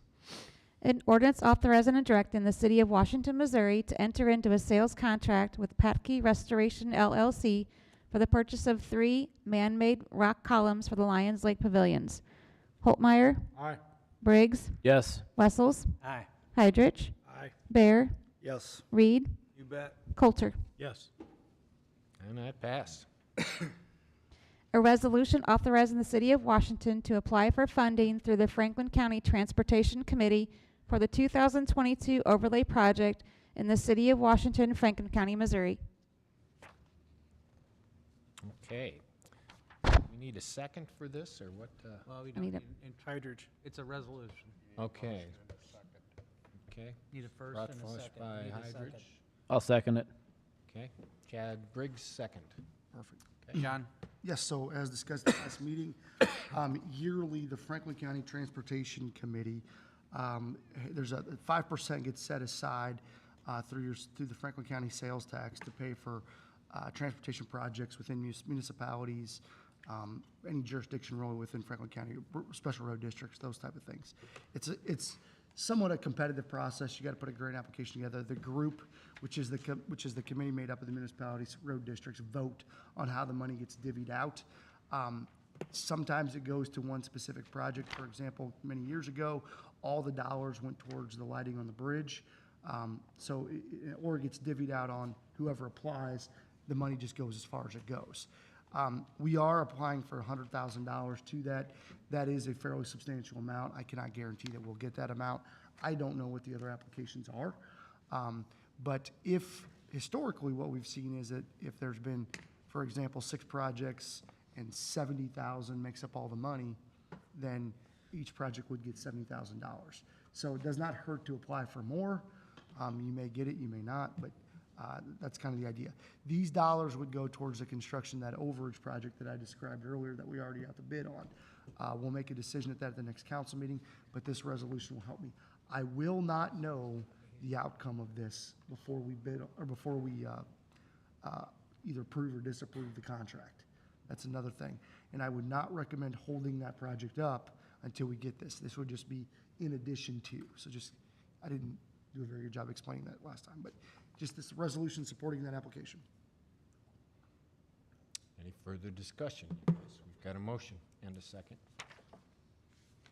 All right. All those in favor, say aye. Aye. Motion passed. Thank you. An ordinance authorizing and directing the execution of an airport lease agreement for hangar space by and between the city of Washington, Missouri and LTC Resources LLC. Holtmeyer. Introduced by Holtmeyer. Mark, Okay. does this need to be read 3 times? 2. Okay, thank you. Okay. Go ahead. Again, I apologize for my error, but the airport, Washington Regional Airport went out to bid through the engineering department for hangar space T1, T2, T3 is what we call them. There's 3 terminal spots there. We were getting, I believe, $1,200 a month in rent from the previous individual. That was a mechanic operation. We received 2 proposals, one for a mechanic, one for to house basically 2 aircraft. We reviewed those. Kevin is here. Just if you have not met Kevin, there's Kevin. He's here. He does know the individual. He knows these people pretty personal. But the group that reviewed the proposals, Kevin, myself, Darren, and Sal, did agree that we felt that we'd be better off for the airport to accept proposal number 2, which would house the 2 aircraft, due to the ability or the opportunity, really, to sell a substantial amount of fuel to that user. They are active flyers. This is not a situation where a plane just gets stored in the terminal, so we're pretty excited about this. I did get a chance to meet the lessee, very friendly individual, and I know the mayor had a couple pictures of his aircraft that he can pass around. But Kevin, if you had anything to add? No, you covered it. I was just here if somebody had questions. I mean, How's the new truck? it's doing well, thank you. We're gonna need it to support this fuel Yeah, use. if this So- went, I mean, the pilot himself and the management guy, he just went to get checked out in it, and they're gonna, 300 hours a year at about 60, probably 80 gallons an hour. Whoa. Do the math. Whoa. Like it's good. But the pilot himself, he has been at our airport for quite some time. Started out with a 4-seater airplane, moved up to the 7, and he will keep going. John did have a chance to meet with him the other day. His proposal is, can I build me a hangar? So they want to keep getting bigger, so. All right, Thanks, Kevin. Thanks, Kevin. All right. Thanks, Kevin. See you. Any other questions, discussions? I think we're ready to vote, Sherry. An ordinance authorizing and directing the execution of an airport lease agreement for hangar space by and between the City of Washington, Missouri and LTC Resources LLC. Holtmeyer. Aye. Briggs. Aye. Wessels. Aye. Heidrich. Aye. Bear. Yes. Reed. Yeah. Coulter. Yes. Motion passes. Yay. Mayor's report. Next council meeting is Tuesday, June 21st, due to the Juneteenth holiday on Monday. The question, the only thing I would have, if you don't mind, Mayor, is if we have, I know at least 3 of them have expressed that they're not going to be able to make it on the 21st. Right. You're one of them? Jeff. You're one, and Jeff is one of them. We will confirm that we have five council members for that date. If we had to push it back to Monday, I would assume that you guys would both be available? Yes. And Jeff as well. So we'll confirm if we have 5 people. If we don't, then I'm going to advise that we probably bump it up to Monday the 20th, that night. Okay? Okay. Thank you. Do you have anything else? Okay, council comments. Oh, city administrator's report. I have no report and nothing for you in executive session. Oh, darn. Going So, once. Yeah. Now they're disappointed. All right, your chance to comment. That was sarcasm, Darren. There you go. Council comments. Tony, are you getting ready down there? Are they getting close enough for you? It is so exciting. Have you seen it? Well, just from a distance, I haven't. No, you need to go inside there. Come up to the, if you're going to speak, you got to come up. I'm sorry. Well, you're speaking, though. I can hear you. We can hear you, yeah. You can hear me from anywhere. No, I really appreciate what's going on. It looks beautiful, all the things that I've asked for, as far as like putting the railing back in, keeping it as authentic as possible. They're ahead of schedule, and I really appreciate what everybody's doing. It looks beautiful. I think we still have, just so you know, we still have a delay on the contractor list, or, it told me up front that there may be a delay on the windows, and there is going to be a delay on the windows past their date. We told them that was something beyond their control. We would go ahead as long as everything else was done. We would work with them on that. So, but I think it might be, last I heard, 2 weeks late. Yeah, Something and like that will not affect me being able to go in Right, there and you can paint keep and moving. what You I can do need what you need to so do. we're Right. all cool. Good. Thank you. Thanks, Tony. Tony, do you mind if I introduce you to the folks that don't know you? Can you state Or your do you name and wanna do it, address? please? Which address? The closest one from here, how about that? Okay, 309 Lafayette. Tony Cavan. I live at 522 West Front Street. I own Vino de Lafayette at 309 Lafayette Street, and I will be the new, how are we gonna put that? Proprietor. Proprietor, yes. I like that, at number 1 Albert Drive. That's currently what I'm hanging out in this situation. Thank you all. Thank you. Thank Thank you. you. Okay, city attorney's report. Nothing. Nothing. Whoa. Whoa. Wait a second, Mayor, before we get out of council. Absolutely. I mentioned something a meeting or 2 back about High Street and Highway 100, about a turn lane. Did we ever get with MoDOT, talk to MoDOT about that?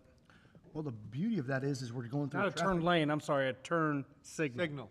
turn signal. We're gonna be going through a traffic study with Lockmuir Group, hopefully coming up. That would be the triggering mechanism. I think when we talked about that, we said that whenever they, when we push through on High Street, we'll have to revisit that because of whenever we'll connect the dots on High Street. And that's when that will happen. And we also, like I said, have this Lockmuir study that we're trying to get done at the next council meeting. We could definitely bring that up as a positive to that. So, you know, I could foresee a lot of things out of that study maybe coming out. Now, again, I don't want to preempt what it could be, but, you know, the city extended the sidewalk, for example, to the intersection, but it stops short of MoDOT right-of-way. So I would think that it would be advantageous to everyone that if you're going to do a big study through the corridor, that you would have pedestrian access through the corridor as well. That would trigger a lighting change. So it's those type of things that make it, you know, bring it to our attention helps. Does it get done quick? Nothing get done quick at the state level sometimes. But just feed me that information and we can work towards it. So. And one other thing, and I know the answer, but I just want either Darren, you or John to remind me, because I've had several people ask me again. I just want to sound intelligent like you two. So why can't they shut down north of the cinema, the road there? That was an agreement, wasn't it, to Mr. Vernacci? They have Why so many can't- entrances to help stop to help with anything down there on Rabbit Trail and 100. Because we Yeah. talked about that one time, and Sure that was did. not, that we could not do that for We- a legal reason or. So Phoenix, I can. I'll let you go, you start. Go ahead. Okay, Phoenix Center Drive is a private roadway. Okay, so it's an ingress egress easement on private property. So if you were to build something in that, on private property, you'd have to either acquire that property one way or the other. But you can do things in your right of way. So for example, you have the ability to put and we did it, hold on, let me preface this. The city did a traffic study on what could be done at that intersection. Correct. That traffic study was done in 2004, back when Phoenix Center was put in. We did a follow-up traffic study 2 years ago as well to see if that triggering mechanism of what the previous traffic study stated, to do some entrance restrictions and those type of things. It did come out of that new traffic study that a median to limit lefts would be advantageous. It was not necessarily conclusive that the level of service at the intersection warranted. It was also, though, it would help with some near misses. Near misses are a hard thing to identify, right? Because they don't show up on a report. So you may drive there tomorrow or when you leave here and have a near miss. I would never know about it other than you telling me about it, right? So, but the city does have the ability to put a median to limit left turn lanes at the intersection. If you remember, I did bring that forth as an option. Correct. And at the time, the council at the time we did not want to pursue it. The other thing at that time was we knew there was a commercial component to the bank. I didn't know what that commercial component was. We now know that it's a Starbucks. So I don't know, you know, the solutions have somewhat been presented. I don't know what direction you all want to go in to do those things, but those are relatively inexpensive things. They would, it is, I think, the belief of the property owners in Phoenix Center 1 and 2 that it would limit some of their use, I guess, of their facility. They were not, to say they were not very I said- receptive of it is Correct. not I thought doing there it was justice. something in the paperwork because I've been battling this for almost 13 years now, and it was that there was an agreement that he needed 3 at that time. I have not. Are you talking about 3 accesses to his development? I have There not- was more of a, I think it had, Target that was supposed to. There you go. See, it was a restriction, to my knowledge, it was a requirement that the anchor tenants wanted to get into that development. So he needed 3. So we discussed that. I did bring that up with Mr. Vernacci when we discussed this option that John was just speaking about, was the fact that now that we've got the southern access to that, you've met your obligation for 3, do you still have to have that?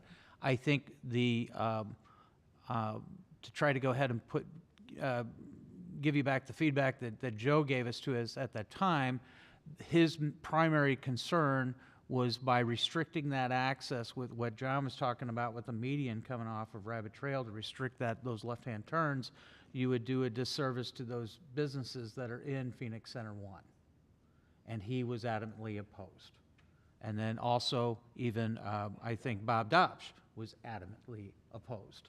I don't think Carl Mittler was even in favor necessarily of the thing. And I think now that with the plans going on the south end of Rabbit Trail, running to Beaker, and then also the connector over to, by the tennis courts. Right. I think that could relieve a lot of that issue, and that's what. I think it's gonna make it worse. Yep, yep. You got more Rapid traffic, you got more traffic coming out. If you got one car trying to make a left turn in the Phoenix Center one, you gotta wait forever. You're holding everybody. It's worse, it's gonna be worse instead of better, because there's more people coming from Rabbit Trail that are gonna try to go straight. Well, I think that I've seen traffic back up in the highway because people are trying to get in there and they can't make that left turn. Sure. That's what the recommendation from the Yeah, study that's in the was. traffic study. And again, I, as far as dollars to put it in, it is not a hard thing to build. If you go to other developments in around St. Louis County, St. Louis area, they do this. They do it a lot. And I'm not saying we're for or against it, but that's a bad place to try to make a left turn into Phoenix Center 1. It's a really bad spot. And it's even bad coming out of Phoenix Center. It To is. make a left onto Rabbit Trail. It That's is. why that just needs to be shut down. Yes. That whole road needs to be shut down. One other option that I know that was brought up by Vernacci at the time was, and I don't think MoDOT really wanted to entertain it at all because it's limited access onto 100, was to have a direct access straight across from the entrance into the parking lot there at Phoenix Center. I don't know, John, if you. Yeah, it would be, We're gonna just, Yeah, here, I put it on a map, but I mean, but if you, the idea was, even if you had some type of right in, right out there, et cetera, so that people could go ahead and get access, if MoDOT would allow that, right there, where John's got the cursor right there. That was the idea. That was something that he wanted to see if That would be MoDOT. better. Yeah, And, it would be so much better. Unfortunately, I don't know that MoDOT feels that the level of service is that bad at that intersection that they would grant that access. I have zero support for MoDOT. And what kills me is it takes a fatality or a very serious accident for us to open our eyes and go, oh, and not saying we don't have our eyes open. Oh, we finally should do something now. When we should be proactive and do it before this happens. And every time I bring something up, that's all I ever hear. I hear it from the chief. I hear, well, there's really not been no serious, there's not been a fatality there. There's not been, well, I'm telling you what, I'll pay your salary to sit there for 4 hours in the afternoon, and you tell me how dangerous it is there. Well- It is majorly dangerous. Well, Councilman, I mean, we did do a traffic study and we did present those solutions. And this was solution number one, was to put a median basically right here to limit Okay, those all right, lefts. that's solution number one. Let's talk about solution A, Phoenix Center, that's what I'm asking you about. I'm not asking you about the medians, I'm not asking you about doing any kind of thing right there. I'm bringing up, what can we do about Phoenix Center Drive? And I know Mr. Vernacci will be upset, but can we get a meeting, like you say, for MoDOT, right in and right out? I didn't know that part ever, but that needs to be shut down. It's just a matter of time, guys. Somebody's gonna be seriously hurt there. We in traffic committee, we do talk about it, and you're right. I mean, the accidents come up, and there've been little or none, especially as compared to where South Point crosses 100. That's where you get the bad ones. That's where the bad accidents have been. And that was raised when we had discussions with those developers out there. Yeah. It was brought up that intersection should be focused on before this one because of traffic accident history. Serious ones, yeah. And yeah, I don't know. I mean, I've seen it, and I go through there, and I understand that there's times when it's not the best spot, but I can't say that I've ever seen it. I've never seen it back down the highway. Now, maybe. I've seen people trying to make that turn there, and because they're making a turn into Phoenix Center Drive, people on the highway cannot turn into there. Right. It happens, There's nowhere to go. It happens often. Especially go out there now when Top Gun's at the show. Now, explain to me, why do you think giving access over off of Rabbit Trail is gonna make it worse, giving Rabbit Trail 2 more exit possibilities. I'm not talking about, there's more traffic going on Rabbit Trail Drive now than there was a year ago, 6 months ago. Yeah. And the development is moving that way. It's only gonna get worse. It's not gonna get less. So people, They wanna get to the highway. and I agree with Chad, people aren't gonna be up a Beaker Road and go, well, they're gonna shoot right down Rabbit Trail instead of going, if that's the way they wanna get to that part of town, you're gonna have more traffic going that way. Starbucks being there is gonna create more traffic. The bank's not even open and there's more traffic there because of Starbucks. Yeah, wait till that opens. I'm just pleading, there's gotta be, I know we talk about it every month, but I can sit here and talk about how I'm gonna pay my house payment.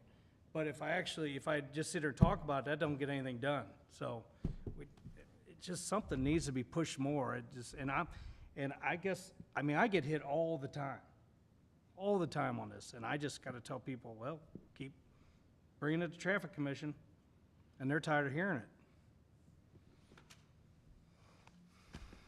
If you wish, we could go ahead and again, meet with the, with those business interests there. I mean, I know, that's all you can do, I know. I don't know what, the only other thing, I mean, I just want everybody to know, we've looked at probably every single option that we could. John's even laid out a plan to where you would go ahead and move Phoenix Center Drive up further to intersect with that intersection right there. You could, I mean, I'm just, as a city, I mean, we've tried to work with the developer and tried to work with them. If you felt that I would have concerns if you chose to go ahead and use eminent domain to go ahead and get it, because I don't know what you're gonna be paying for property right there on a per square foot right next to the highway. Could be very expensive.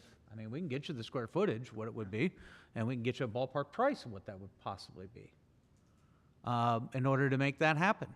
But we have tried to work with Carl, and nothing against Carl. I don't think that they know necessarily what their future plans are with that building. I know, when I first got on the council, it was even discussed about going to the south of the show and coming around. Could I throw something in there for you? So we've talked this over for years. We always approach the property owners around there. They don't have any interest in closing Phoenix Center Drive. The bank doesn't have any interest. If you're gonna do something, which ultimately the best thing through the traffic study shows is a median to prevent left turns, you're gonna make people unhappy, but that's the council's decision. We've tried like they said, making Phoenix Center come out up later. Well, Mittler's wasn't interested. I don't know that Joe's was interested. So eminent domain, that calls for money to get it done. So it boils down to, do you want to spend money to build a new road and get it through there?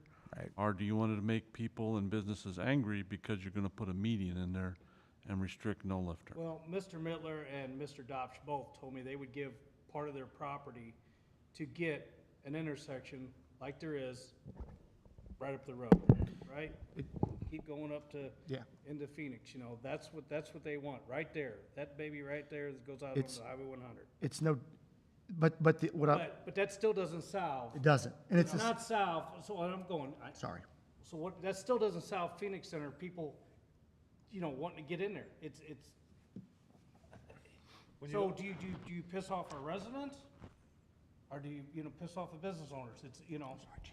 That's why I said it's a I've looked council at it, decision. And the utilities are right there. Why do they put those big-ass pole right there where that Starbucks is written on there? It's right in the way of everything. If they'd offset that back another 20 feet, right in that corner right there where he's at it, it's in the way.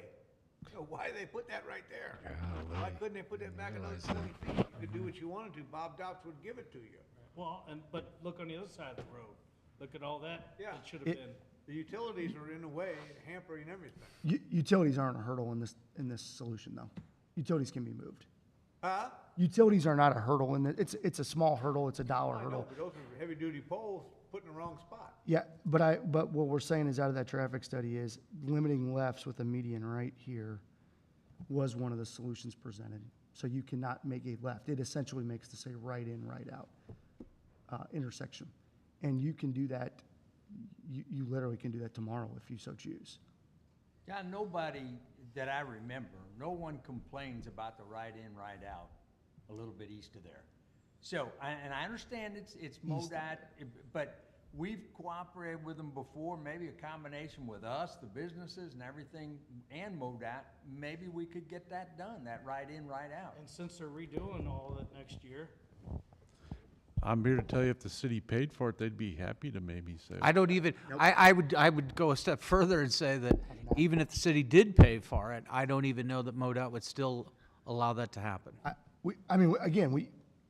We've presented it to MoDOT. Now, MoDOT has indicated that they would give up the right-of-way through here to allow for a relocation of Phoenix Center Drive to the south. The problem with it is Phoenix Center Drive does not meet their minimum distance from an intersection. Right. And that's what they want to see moved. They want to see it moved. So again, I can definitely revisit it. That is not a problem at all with the right in, right out. yes, sir. I don't know. That was actually presented by city staff to Joe Vernese. He did not present that to us. It was the other way around. But that would be a right in, right out scenario to where even westbound traffic could not turn in there. So keep in mind, you could do a 3/4, which is what you see down That's what you got over there by the old Payless, right there. here, potentially. Westbound would have an entrance just, what, a couple hundred feet before that one, Right. at Vernese Drive. I understand all those things. Yep. You got to get cooperation with all the entities involved, I get and it. we I'm haven't just- gotten much. You know, you can only stuff so much trash in that barrel and then it comes boiling out. That's what, I've just heard so much and just gets to you. You know, you want to get something done for your residents. So we need to do something, guys. I could put together, we could put together various cost estimates and things for medians and bring it to you. And the cost estimate for the right-of-way that you would need to relocate Phoenix Center Drive. We could do that. I have all this, You when I mean, say- Darren, you mean the access out on 100? Well, I'm talking about if you draw it, John, basically follow his cursor. If you go like this and you do this, it'd be like Lowe's. That's what it is. It's Lowe's. The rear of Lowe's, right here. You know, that same access like that. That's why this exists at that location. Right. Is because you have a distance requirement to keep it away from the intersection when Lowe's got developed, which was at a later time. And it works. Why do we not follow that there? Because Because Phoenix Center Drive got built way before, It was in the county. it was in the county. No, it was not. It was No, not? Oh. It was not. Where Phoenix Center 1 is located, my recollection is that was a single-family home. And the developer bought that property and wanted to rezone it to commercial. Right. So he could build a strip center like is there today. And we had meetings with him and his council about the problem with that drive coming out that close to the intersection and about how it was a problem, and it was going to be a problem for the traffic that was gonna come in and out of there and back up vehicles. And we had some heated discussions about that and about how we could not prohibit him from rezoning to commercial. And we said, we can, and the council decided they're gonna let it happen, they're gonna let it rezone to commercial, and that's, But the property was in the city limits at the time it was developed. Sorry. And the street. Okay. the 20-some-odd years later, the problem that we foresaw at the time has materialized. And at that time, Phoenix Center Drive did not go east of the intersection. Right. So it was the construction of number 2. And just so all of you know, for those, I know that we got new members on here, but Phoenix Center Drive is not public right-of-way. It is from right. where, Part of it is This- where you stop, that's where it ends. That's, from there east is a public street, from there west is an easement. So to maintain, or to get control of that, we would have to pay big bucks. Acquire it. You'd have to acquire it. Yeah. You gotta buy it. How about that first solution you put on the map, John, where you moved your cursor? Over Can the you new get that, proposal? pull that drawing up? You're gonna not. see a bunch of scribbles. Yeah. Sorry, guys. Take me a second. Oh, where's that? Streets.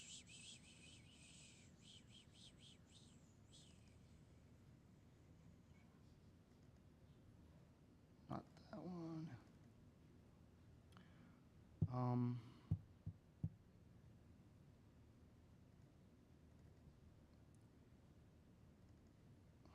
You're gonna see multiple ones here, guys. I don't remember. This was one that was presented. I'm not sure, Mayor, if that's what you were talking about, but No, that looks like Lowe's. that is Lowe's. It's basically Photoshop Yeah. Lowe's That is over the top Photoshop of it. Lowe's. Yeah, yeah. That would work. It's easy to explain to the property owners. Yeah, we don't have that problem. Yeah, I'm gonna click around here, guys. You just gotta be patient with me.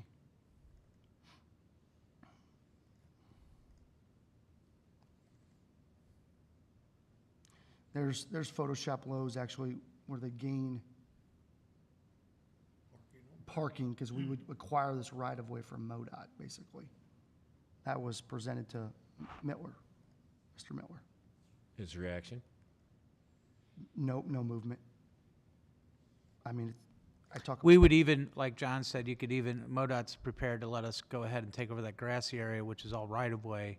You could move that roadway out into that area to There. try to compensate for parking spaces that may be lost by running right-of-way through his parking lot. And then you could also have some parking over there on the north side of the building to try to offset that. And I think we just relocated, and it was the equal amount of parking spaces? Yeah, or- it was, that was the whole design guideline, yeah. And I have support from MoDOT to do that. MoDOT has indicated that they would seriously consider giving up the right-of-way to get this done. This looks pretty logical to me. Now, here's this right-in, right-out scenario. I did not get any momentum from MoDOT on this. Zero. That's what Joe was wanting us to consider.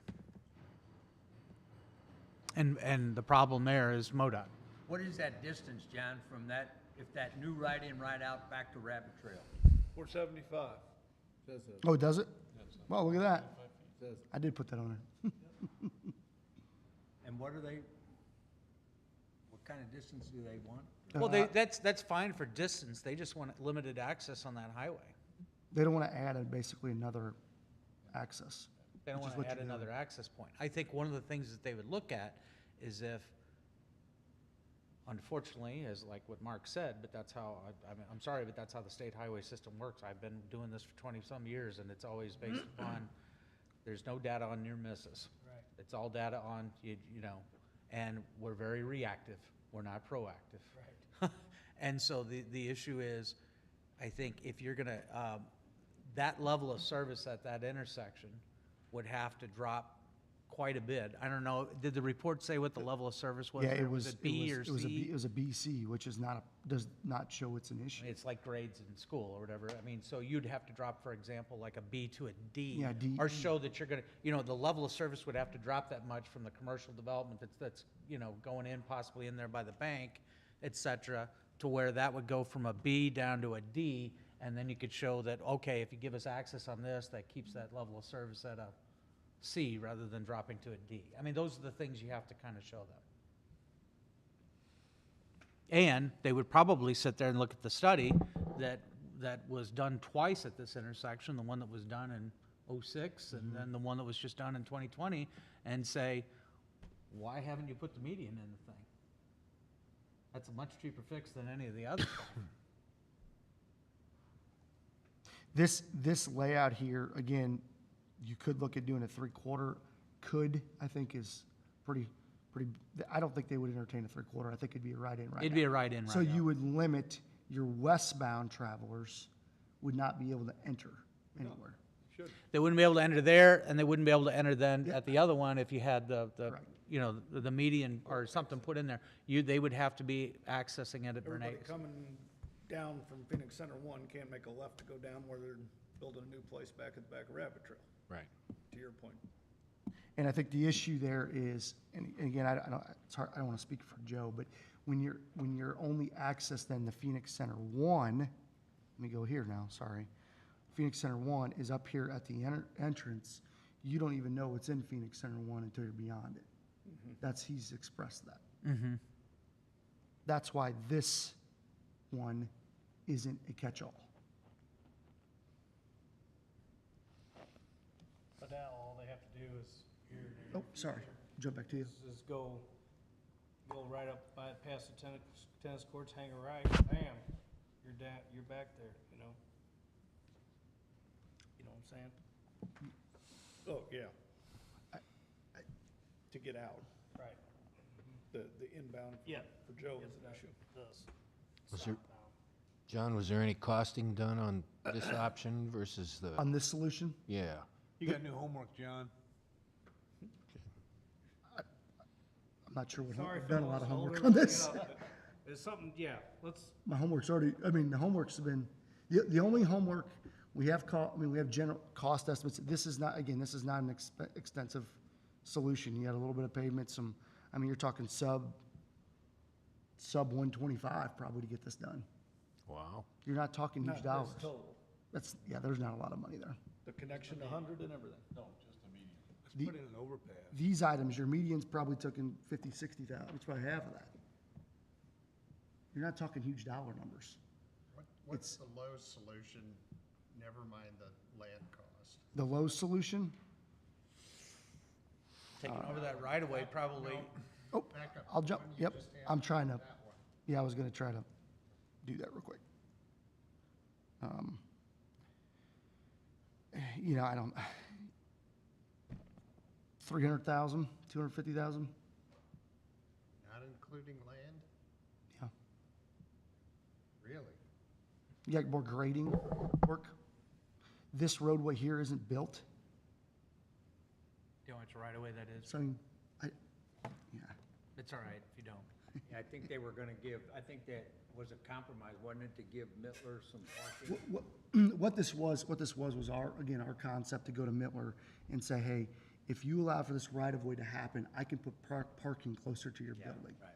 And that should, as a carrot, basically, to say, hey, you get brand-new parking lot, new roadway, you get a brand-new access, all these things right in front of you, and we would even consider purchasing the right-of-way from you to get it done.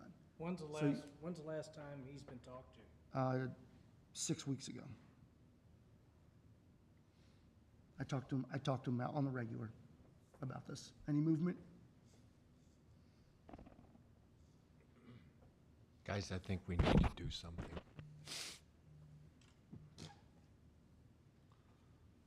The problem isn't gonna fix itself. No. It's not gonna get any cheaper. That's not gonna get any better. Yeah, Mark, I got somewhere probably, around 300,000 to build this. Let's revisit it. That's a land requirement too? No, No, that'd be construction. no. Another million. And I don't, and again, you're talking the highest per square foot that you're gonna pay in this community, About $1 million. right there. So about $1.5 million to do that probably. Well, it's a negotiation because he gets property back Yeah, too. So just, there's some, Give us a- yeah. I guess I need a little, we've presented 3 options here. I guess I need a little, and we have traffic studies. is that this, support- I guess, what are and we- I'll ask what the are we- question for the, Yeah. is this the option that you'd like us to go ahead, what you see up? Guys? I think it would be choice 1, in my mind, this one. Hydridge. It's always been my choice one.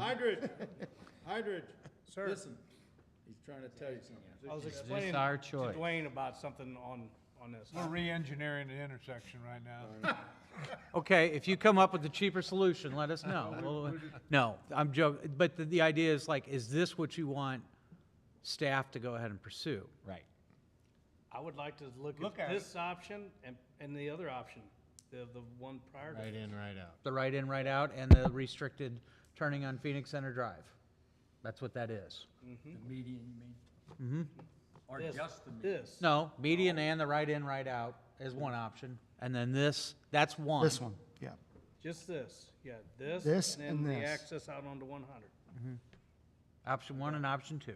right. We'll figure out a general cost assessment for you. Again, I don't think the cost is gonna drive this discussion. What do you I think just will, want, I want John? them to, I understand.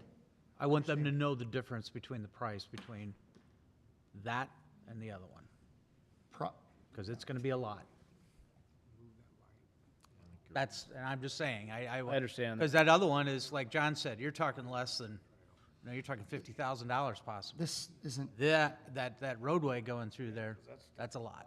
But that assumes that you can even get this. Yes. Right. Yes, you'd have to, in my conversation with MoDOT, I have Judy Wagner, MoDOT, mind you, I had zero support for this at all. They wouldn't even, I had nothing. This, I have MoDOT support on. Because again, the reason is MoDOT engineering policy guidelines, which is what the Bible of their design, is minimum 260 foot from an intersection. This does not solve that. This does. They're gonna push you in that direction. You cause the problem, you get to fix it. That's the general mindset And I at that time. Yeah. Yeah, I don't mean that as a negative, I'm just saying that's No, I what it is. Well, going forward, you guys, those that came before us caused our headache. Amen. We have to deal with it. And I would like to prevent the S word like this from happening in the future. Yeah. For our successors, 20, even 10 years from now. So Right, and I don't want to see a fatality. ditto. So Casey's. I know it's more work for you guys, John and Yeah, Dan. well, no, just so that's you not know, that, we he's recognize done all that. this so much that it's like, Yeah, we can give it to you again. when Casey's. We just seen it. We just increased it by CPI over when we gave it to you 2 years ago. Or the 2 years for that? There you go.